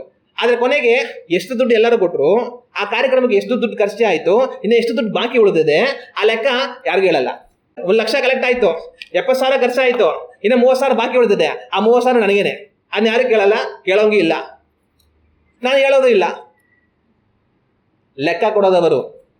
ಏನೊಂದು ಕಾರ್ಯಕ್ರಮ ಮಾಡಿದ್ವಾ, ಎಲ್ಲ ದುಡ್ಡು ಹಾಕಿದ್ರಾ, ಇಷ್ಟು ದುಡ್ಡು ಕಲೆಕ್ಟ್ ಆಯ್ತು, ಇಂತಿಂತದಕ್ಕೆ ಇಷ್ಟು ಖರ್ಚಾಯ್ತು, ಇನ್ನು ಇಷ್ಟು ಉಳಿದಿದೆ, ಇದನ್ನ ನಾವು ದೇವ್ರ ಸೇವೆಗೆ ಅಂತ ಮುಂದೆ ಏನಾದ್ರು ಕಾರ್ಯಕ್ಕೆ ಬಳಸ್ಕೊಳ್ಳೋಣ, ಇಲ್ಲ ಅಗತ್ಯವಿಲ್ಲ ಬೇಕಾದ್ರೆ ವಾಪಸ್ ಕೊಟ್ಬಿಡೋಣ ಅಂತ ಪಾರದರ್ಶಕವಾಗಿ ಎಲ್ಲ ಕೆಲಸ ಮಾಡಬೇಕು.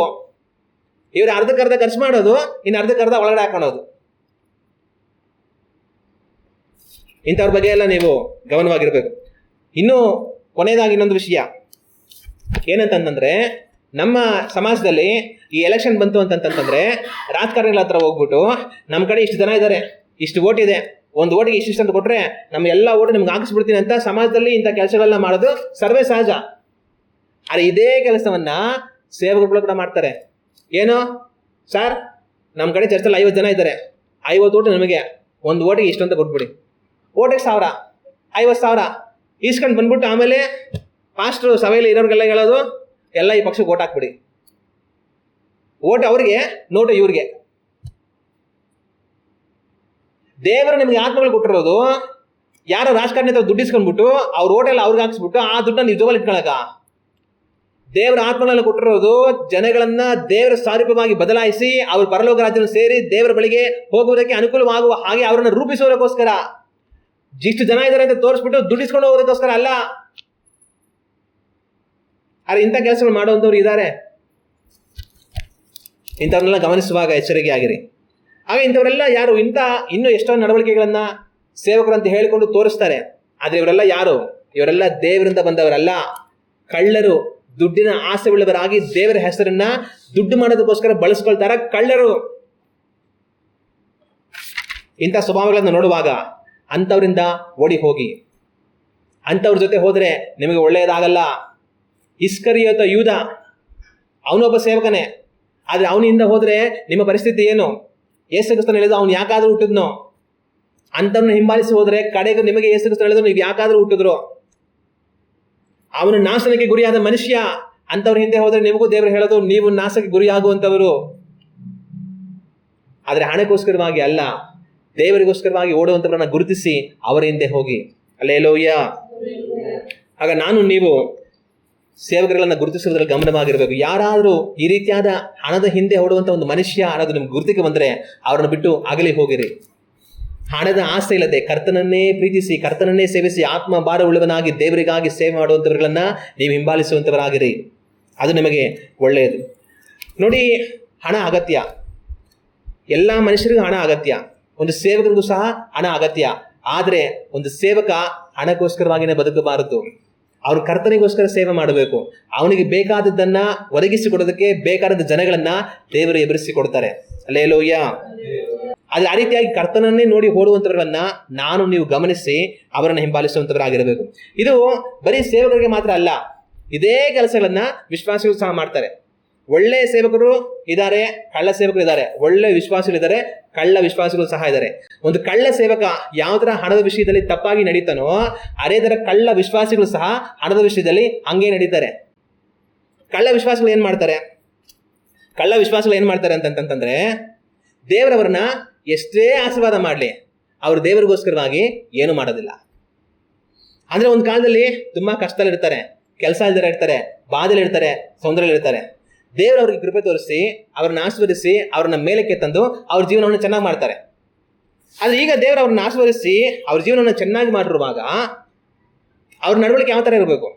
ದೇವರು ಅವ್ರ ಜೀವಿತವನ್ನು ಯಾವ ಥರ ಸುಧಾರಿಸಿದಾರೋ ಅದರಂತೆ ಅವ್ರ ಕರ್ತನಿಗೋಸ್ಕರವಾಗಿ ಕೊಡುವುದರಲ್ಲಿ ಸಹ ಅದು ಕಂಡು ಬರಬೇಕು. ಆದರೆ ಇವ್ರೇನು ಮಾಡ್ತಾರೆ ಗೊತ್ತಾ? ತುಂಬ ಕಷ್ಟದಲ್ಲಿದ್ದಾಗ 10 ರೂಪಾಯಿ ಕಾಣಿಕೆ ಕೊಡ್ತಾ ಇರ್ತಾರೆ. ದೇವರೇ ನನ್ನ ಹತ್ರ ಏನೂ ಇಲ್ಲಪ್ಪ, ಇರೋದೇ ಇದೆ ಸ್ವಾಮಿ ಅಂತ. ಎಲ್ಲ ದೇವರು ಕೊಟ್ಟ ಮೇಲೆ ಕೂಡ 10 ರೂಪಾಯಿನೇ ಕೊಡ್ತಾ ಇರ್ತಾರೆ. 100 ರೂಪಾಯಿ ಮಾತ್ರ ಇವ್ರಿಗೆ ಸಂಪಾದನೆ ಇದ್ದಾಗಲೂ ಕೂಡ ದೇವರೇ 10 ರೂಪಾಯಿ ತಗೊಳಪ್ಪ ಅಂತ ಕೊಡ್ತಾ ಇರ್ತಾರೆ. 1000 ರೂಪಾಯಿ ಸಂಪಾದನೆ ಆದ್ಮೇಲೆ ಕೂಡ ದೇವರೇ 10 ರೂಪಾಯಿ ತಗೊಳಪ್ಪ ಅಂತ ಕೊಡ್ತಾ ಇರ್ತಾರೆ. 10,000 ಸಂಪಾದನೆ ಆಗುತ್ತಲ್ಲ ದೇವ್ರು ಮಾಡಿದ್ರು ಕೂಡ ದೇವರೇ 10 ರೂಪಾಯಿ ತಗೊಳಪ್ಪ ಅಂತ ಕೊಡ್ತಾ ಇರ್ತಾರೆ. ಇವ್ರು ಯಾರು? ದುಡ್ಡಿನ ಆಸೆ ಉಳ್ಳಂತ ಕಳ್ಳ ವಿಶ್ವಾಸಿಗಳು. ಆ ಅಮ್ಮ 2 ಕಾಸು ಹಾಕಿ ಹೋಯ್ತು ಕಾಣಿಕೆಯಲ್ಲಿ. ಅದನ್ನ ಯೇಸು ಕ್ರಿಸ್ತನು ಆಕೆ ಎಲ್ಲರಿಂದ ಜಾಸ್ತಿ ಕೊಟ್ಟರು ಅಂತ ಹೇಳಿದ್ರು. ಆದ್ರೆ ಆ ಅಮ್ಮ ಜೀವನ ಪೂರ್ತಿ 2 ಕಾಸು ಹಾಕಿರುತ್ತಾ? ಆ ಅಮ್ಮನಿಗೆ ಯಾವತ್ತಿದ್ರೆ ಅಷ್ಟೇ, ಅದನ್ನ ಪರಿಪೂರ್ಣವಾಗಿ ಹಾಕಲು. ನಾಳೆ ದೇವರ ಅಮ್ಮನಿಗೆ ಉದಾರವಾಗಿ ಕೊಟ್ಟಾಗ ತಾನು ಉದಾರವಾಗಿ ಹಾಕಿರ್ತಾಳೆ. ನಮ್ಮ ಜನ ಏನ್ ಮಾಡ್ತಾರೆ ಅಂತಂದ್ರೆ ಆ ಅಮ್ಮ 2 ಕಾಸು ಹಾಕೋದ್ಲಲ್ಲ ಅಂತ ಅಂದ್ಬಿಟ್ಟು ಇವ್ರ ಜೀವನ ಪೂರ್ತಿ 2 ಕಾಸು ಹಾಕ್ತಾ ಇರ್ತಾರೆ. ಇಂಥವ್ರು ಯಾರು? ಕಳ್ಳ ವಿಶ್ವಾಸಿಗಳು. ಒಂದು ಕಾಲದಲ್ಲಿ ವಿಶ್ವಾಸಿಗಳು ಬಡತನದಲ್ಲಿ, ಕಷ್ಟದಲ್ಲಿ, ಬಾಧೆಯಲ್ಲಿದ್ದಾಗ ಸೇವಕರು ಕೂಡ ಅದೇ ಪರಿಸ್ಥಿತಿ ಇರ್ತಾನೆ. ಆದರೆ ವಿಶ್ವಾಸಿಗಳನ್ನು ದೇವರು ಆಶೀರ್ವದಿಸಿ ಅವರನ್ನು ಬಲಪಡಿಸಿ ಅವ್ರ ಮೇಲೆ ತಂದು ಒಳ್ಳೆ ಸ್ಥಾನಕ್ಕೆ ತಂದಾಗ ಇವರು ದೇವರಿಗೆ ತಮ್ಮ ಕೊಟ್ಟಿರುವಂಥದ್ದಲ್ಲಿ ಉದಾರವಾಗಿ ಕರ್ತನ ಸೇವೆಗಳಿಗೋಸ್ಕರವಾಗಿ ಕೊಟ್ಟು ಆ ಸೇವಕನ ಜೀವಿತವೂ ಸಹ ಅವರಂತೆ ವೃದ್ಧಿಯಾಗಿರೋ ಹಾಗೆ ನೋಡಿಕೊಳ್ಳಬಾರ್ದಾ? ಇಲ್ಲಾಂದ್ರೆ ದೇವರು ನಮ್ಮನ್ನು ಆಶೀರ್ವಾದ ಮಾಡಿ ನಮ್ಮನ್ನು ಚೆನ್ನಾಗಿಟ್ಟಿದ್ದಾರೆ, ನಾವು ಚೆನ್ನಾಗಿದ್ದೀವಿ, ಪಾಸ್ಟ್ ಹಂಗಿರ್ಲಿ ಬಿಡಿ ಏನಂತೆ ಅಂತ ಅನ್ಕೊಳ್ಬೇಕಾ? ಇವತ್ತು ಅನೇಕ ಸಭೆಗಳಲ್ಲಿ ವಿಶ್ವಾಸಿಗಳು ಶ್ರೀಮಂತರು, ಪಾಸ್ಟರ್ ಬಡವ. ಒಂದು ಕಾಲದಲ್ಲಿ ವಿಶ್ವಾಸಿಗಳೆಲ್ಲರೂ ಬಡವರು, ಪಾಸ್ಟರ್ ಬಡವ. ಆದ್ರೆ ಇವತ್ತು ವಿಶ್ವಾಸಿಗಳೆಲ್ಲರೂ ಶ್ರೀಮಂತರು, ಪಾಸ್ಟರ್ ಇವತ್ತು ಸಹ ಬಡವ. ಯಾಕೆ? ವಿಶ್ವಾಸಿಗಳು ಹಣವನ್ನು ಪ್ರೀತಿಸುವಂತ ಕಳ್ಳ ವಿಶ್ವಾಸಿಗಳು. ದೇವರವ್ರಿಗೆ ಕೊಟ್ಟಿದ್ರು ಸಹ ಕೋಳಿ ಮೊಟ್ಟೆಗಳನ್ನ ತನ್ನ ರೆಕ್ಕೆಯಲ್ಲಿ ಮುಚ್ಚಿಟ್ಕೊಂಡು ಕುತ್ಕೊಳ್ತಾರ, ಇವ್ರು ಮುಚ್ಚಿಟ್ಕೊಂಡು ಕೂತಿದ್ದಾರೆ, ಆಚೆ ಬಿಡಲ್ಲ. ಇದರಿಂದಾಗಿ ಸೇವಕ ಜೀವಿತ ಏನು? ಇವತ್ತು ಸೇವಕ ಬಡವ. ಒಂದ್ ಕಾಲದಲ್ಲಿ ಸೇವಕ ನಡ್ಕೊಂಡು ಇವ್ರ ಮನೆಗೆ ಪ್ರಾರ್ಥನೆಗೆ ಬರ್ತಾ ಇದ್ರು, ಇವರು ಸಹ ನಡ್ಕೊಂಡೇ ಸಭೆಗೆ ಹೋಗ್ತಾ ಇದ್ರು. ಆದ್ರೆ ಇವತ್ತು ವಿಶ್ವಾಸಿಗಳು ಕಾರಲ್ಲಿ ಸಭೆಗೆ ಹೋಗ್ತಾರೆ, ಆದ್ರೆ ಆ ಸೇವಕ ನಡ್ಕೊಂಡೇ ಮನೆಗೆ ಬರ್ತಾನೆ. ಒಂದು ಕಾಲದಲ್ಲಿ ನಡ್ಕೊಂಡು ಹೋಗ್ತಾ ಇದ್ದಂತ ವಿಶ್ವಾಸಿಗಳನ್ನ ಇವತ್ತು ಕಾರಲ್ಲಿ ಕರ್ಕೊಂಡು ಹೋಗೋ ಹಾಗೆ ದೇವ್ರು ಮಾಡುವಂತಂದ್ರೆ ಆ ವಿಶ್ವಾಸಿಗಳು ಆ ಸೇವಕನಿಗೆ ಏನ್ ಮಾಡ್ಬೋದು? ಅಯ್ಯೋ, ನಾವು ನಡ್ಕೊಂಡು ಹೋಗ್ತಾ ಇದ್ದಂತ ನಮ್ಮನ್ನ ಇವತ್ತು ಕಾರಲ್ಲಿ ಹೋಗೋ ಹಾಗೆ ದೇವ್ರು ಮಾಡಿದಾರಲ್ಲ, ಪಾಪ ದೇವ ಸೇವಕ ಇವತ್ತು ನಡ್ಕೊಂಡೇ ಬರ್ತಾ ಇದ್ದಾನೆ ಅಂತ ನೋಡಿ ನಾವು ಆ ಸೇವಕನಿಗೆ ಏನ್ ಮಾಡ್ಬೋದು ಅಂತ ಅವ್ರು ಯೋಚನೆ ಮಾಡ್ಬೋದ ಮಾಡಬಾರ್ದ? ಅದು ಇವ್ರ ಲೆಕ್ಕದಲ್ಲಿ ಇಲ್ಲ ಅಂತಂತಂದ್ರೆ ಏನು ಸಹ ಮಾಡಲ್ಲ. ಅವಾಗ ಇಂಥವ್ರೆಲ್ಲ ಯಾರು? ಇಂಥವ್ರು ಯಾರು ಅಂತಂತಂದ್ರೆ ಹಣವನ್ನು ಪ್ರೀತಿಸುವಂತ ಕಳ್ಳ ವಿಶ್ವಾಸಿಗಳು. ನಾವು ಒಂದೇ ಒಂದು ವಾಕ್ಯವನ್ನು ಓದಿ ಕಡೆಯದಾಗಿ ಪ್ರಾರ್ಥನೆ ಮಾಡೋಣ. ನಾವು ದೇವರ ವಾಕ್ಯದಲ್ಲಿ ಧರ್ಮೋಪದೇಶ ಕಾಂಡ ಪುಸ್ತಕ 12ನೇ ಅಧ್ಯಾಯ ವಾಕ್ಯಗಳು 17ರಿಂದ 19ರವರೆಗೆ ನಾವು ಓದಿ ನೋಡೋಣ. ಧಾನ್ಯ, ದ್ರಾಕ್ಷೆ, ಎಣ್ಣೆಕಾಯಿ ಈ ಬೆಳೆಗಳ ದಶಮಾಂಶಗಳನ್ನು, ದನ ಕುರಿಗಳ ಚೊಚ್ಚಲು ಮರಿಗಳನ್ನು, ಹರಕೆ ಮಾಡಿದ ಪದಾರ್ಥಗಳನ್ನು, ಕಾಣಿಕೆಗಳನ್ನು, ಯಾಜಕರಿಗೋಸ್ಕರ ಪ್ರತ್ಯೇಕಿಸಿದ ಪದಾರ್ಥಗಳನ್ನು ನಿಮ್ಮ ಊರುಗಳಲ್ಲಿ ತಿನ್ನಬಾರದು. ನಿಮ್ಮ ದೇವರಾದ ಯೆಹೋವನು ಆದಿಕೊಳ್ಳುವ ಸ್ಥಳದಲ್ಲೇ ಆತನ ಸನ್ನಿಧಿಯಲ್ಲಿ ಅವುಗಳನ್ನು ಊಟ ಮಾಡಬೇಕು. ನಿಮ್ಮ ಎಲ್ಲಾ ಪ್ರಯತ್ನಗಳು ಕೈಗೂಡಿದಕ್ಕಾಗಿ ನೀವು ನಿಮ್ಮ ದೇವರಾದ ಯೆಹೋವನ ಸನ್ನಿಧಿಯಲ್ಲಿ ಸಂತೋಷದಿಂದ ಇದ್ದು, ನೀವು, ನಿಮ್ಮ ಗಂಡು ಹೆಣ್ಣು ಮಕ್ಕಳು, ಆಳುಗಳು, ನಿಮ್ಮ ಊರಲ್ಲಿರುವ ಲೇವಿಯರು ಇಂಥವುಗಳನ್ನು ಊಟ ಮಾಡಬೇಕು. ನೀವು ನಿಮ್ಮ ದೇಶದಲ್ಲಿ ಇರುವ ತನಕ ಲೇವಿಯರನ್ನ ಕೈಬಿಡಬಾರದು, ಜ್ಞಾಪಕವಿರಲಿ. ಇಲ್ಲಿ ದೇವರ ಇಸ್ರಾಯೇಲ್ ಜನಗಳಿಗೆ ಹೇಳ್ಕೊಡುವಂತ ಒಂದು ಮಾತೇನಂತಂದ್ರೆ, ನಿಮಗೆ ದ್ರಾಕ್ಷೆ, ಧಾನ್ಯ, ಎಣ್ಣೆ, ಬೆಳೆ, ಕುರಿ, ದನ ಎಲ್ಲವುಗಳನ್ನು ನಾನು ಕೊಡ್ತೀನಿ. ಇವೆಲ್ಲವುಗಳನ್ನು ನೀವೇನ್ ಮಾಡ್ತೀರಿ? ನನಗೋಸ್ಕರ ಕಾಣಿಕೆ ಕೊಡ್ಬೇಕಂತ ಕಾಣಿಕೆ ತೆಗಿತೀರಾ. ಆ ಕಾಣಿಕೆನೆಲ್ಲ ನೀವು ನಿಮ್ ಜಾಗದಲ್ಲೇ ತಿಂದು ಕುಡಿದು ಖಾಲಿ ಮಾಡಬಾರ್ದು. ಅದನ್ನ ತಗೊಂಡು ನಾನು ತೋರಿಸಂತ ಜಾಗಕ್ಕೆ ಬರಬೇಕು. ಆದ್ರೆ ಆ ಜಾಗಕ್ಕೆ ನೀವು ಬರುವಾಗ ಕೆಲಸ ಮಾಡೋರು ಬೇರೆ ಬೇರೆಯವನ್ನೆಲ್ಲ ಕರ್ಕೊಂಡ್ ಬರ್ಬೇಕು. ಅದ್ರ ಜೊತೆಗೆ ನೀವೇನ್ ಮಾಡ್ಬೇಕು? ಲೇವಿಯರನ್ನು ಕರೆತರಬೇಕು. ನೀವೆಲ್ಲ ಸೇರಿ ನಾನು ನೀವು ಕೊಡುವಂತದ್ರಲ್ಲಿ ನೀವು ತಿಂದುಕೊಂಡು ಸಂತೋಷವಾಗಿರ್ಬೇಕಂತ ಹೇಳ್ತಾರೆ. ಹಂಗ ಹೇಳ್ಬಿಟ್ಟು ನೀವು ನಿಮ್ಮ ದೇಶದಲ್ಲಿ ಇರುವ ತನಕ ಲೇವಿಯರನ್ನ ಕೈ ಬಿಡಬಾರದು. ನೀವು ಆ ದೇಶದಲ್ಲಿ ಇರೋವರೆಗೂ ಸಹ ಲೇವಿಯರನ್ನ ಕೈ ಬಿಡಬಾರದು ಅಂತ ದೇವರು ಹೇಳ್ತಾರೆ. ಈ ಲೇವಿಯರು ಯಾರು? ಈ ಲೇವಿಯರು ದೇವ ಸೇವಕರು. ದೇವರು ಅವರಿಗೆ ಸ್ವಾಸ್ಥ್ಯವನ್ನು ಕೊಡಲಿಲ್ಲ, ನಾನೇ ನಿಮ್ಮ ಸ್ವಾಸ್ಥ್ಯ ಅಂತ ದೇವರು ಹೇಳಿದ್ರು. ಅವರು ದೇವ ಸೇವಕರು. ಆದ್ರೆ ಈ ಜನಗಳು ಏನ್ ಮಾಡ್ಬೇಕು? ದೇವರು ತಮ್ಮ ಕೊಡುವಂತ ಎಲ್ಲದರಲ್ಲಿ ಲೇವಿಯರನ್ನ ಕೈ ಬಿಡದೆ ನಡೆಸುವಂತವರಾಗಿರಬೇಕು. ದೇವರು ಹೇಳಿದ್ರು, ನೀವಿರೋ ತನಕ ಅವರನ್ನ ಕೈ ಬಿಡಬಾರದು, ಜ್ಞಾಪಕವಿರಲಿ. ದೇವರು ಹೇಳ್ತಾರೆ, ಕರ್ತನ ಸೇವಕರನ್ನ ಜ್ಞಾಪಕದಲ್ಲಿ ಇಟ್ಟುಕೊಳ್ಳಿ. ಆದ್ರೆ ಇವತ್ತು ಎಷ್ಟೋ ವಿಶ್ವಾಸಿಗಳಿಗೆ ಕರ್ತನ ಸೇವಕ ಜ್ಞಾಪಕ ಇಲ್ಲ. ಒಂದು ಕಾಲದಲ್ಲಿ ಬಡತನದಿದ್ದಾಗ, ಕಷ್ಟದಿದ್ದಾಗ, ಬಾಧಲಿದ್ದಾಗ 100 ಸಲ ಫೋನ್ ಮಾಡ್ತಾರೆ ಪ್ರಾರ್ಥನೆ ಮಾಡಿಸ್ಕೊಳ್ಳೋದಕ್ಕೆ, ಕಷ್ಟ ಹೇಳ್ಕೊಳ್ಳೋದಕ್ಕೆ. ಅವ್ರ ಕಷ್ಟ ತಿರುದ ನಂತರ ಪಾಸ್ಟರ್ ಇವತ್ತು ಜ್ಞಾಪನ ಇಲ್ಲ. ಇದು ಅನೇಕ ವಿಶ್ವಾಸಿಗಳ ನಡವಳಿಕೆ. ಇಂಥವರೆಲ್ಲ ಯಾರು? ಹಣವನ್ನು ಪ್ರೀತಿಸುವಂತ ಕಳ್ಳ ವಿಶ್ವಾಸಿಗಳು. ಆಗ ಕಳ್ಳ ಸೇವಕರು ಇದ್ದಾರೆ, ಕಳ್ಳ ವಿಶ್ವಾಸಿಗಳು ಸಹ ಇದ್ದಾರೆ. ಕಳ್ಳ ಸೇವಕರು ಹಣವನ್ನು ಪ್ರೀತಿಸುವಂತವರು, ಕಳ್ಳ ವಿಶ್ವಾಸಿಗಳು ಹಣವನ್ನ ಪ್ರೀತಿಸುವಂತವರು. ಒಳ್ಳೆ ಸೇವಕರಿದ್ದಾರೆ, ಹಣವನ್ನು ಪ್ರೀತಿಸದೇ ಇರುವಂತವರು. ಒಳ್ಳೆ ವಿಶ್ವಾಸಿಗಳಿದ್ದಾರೆ, ಅವರಿಗೆ ದೇವರು ಕೊಟ್ಟದರಲ್ಲಿ ಉದಾರವಾಗಿ ಕರ್ತನೆಗಾಗಿ ಕೊಡುವಂತವರು. ಇನ್ನೂ ದೇವರು ನಮ್ಗೆ ಕೊಟ್ರೆ ಇನ್ನೂ ಹೆಚ್ಚು ಮಾಡ್ತೀವಲ್ಲ ಅಂತ ಆಸೆ ಪಡುವಂತವರು ಒಳ್ಳೆ ವಿಶ್ವಾಸಿಗಳು. ಅದರಲ್ಲಿ ನಾನು ನೀವಿವತ್ತು ಯಾರಾಗಿದ್ದೇವೆ ಅನ್ನೋದನ್ನ ಪರೀಕ್ಷೆ ಮಾಡಿ ನೋಡಬೇಕು. ನಾವೆಲ್ಲ ಅದನ್ನಂತೂ ಕಣ್ಣುಗಳನ್ನು ಮುಚ್ಚಿ ದೇವರನ್ನು ನೋಡಿ ಪ್ರಾರ್ಥನೆ ಮಾಡೋಣ. ನಾನು ನೀವು ಕಳ್ಳ ಸೇವಕರ ವಿಷಯದಲ್ಲಿ ಗಮನವಾಗಿರಬೇಕು. ಕಳ್ಳ ಸೇವಕರನ್ನ ಗುರುತು ಹಿಡಿಯುವಂತವರಾಗಿರಬೇಕು.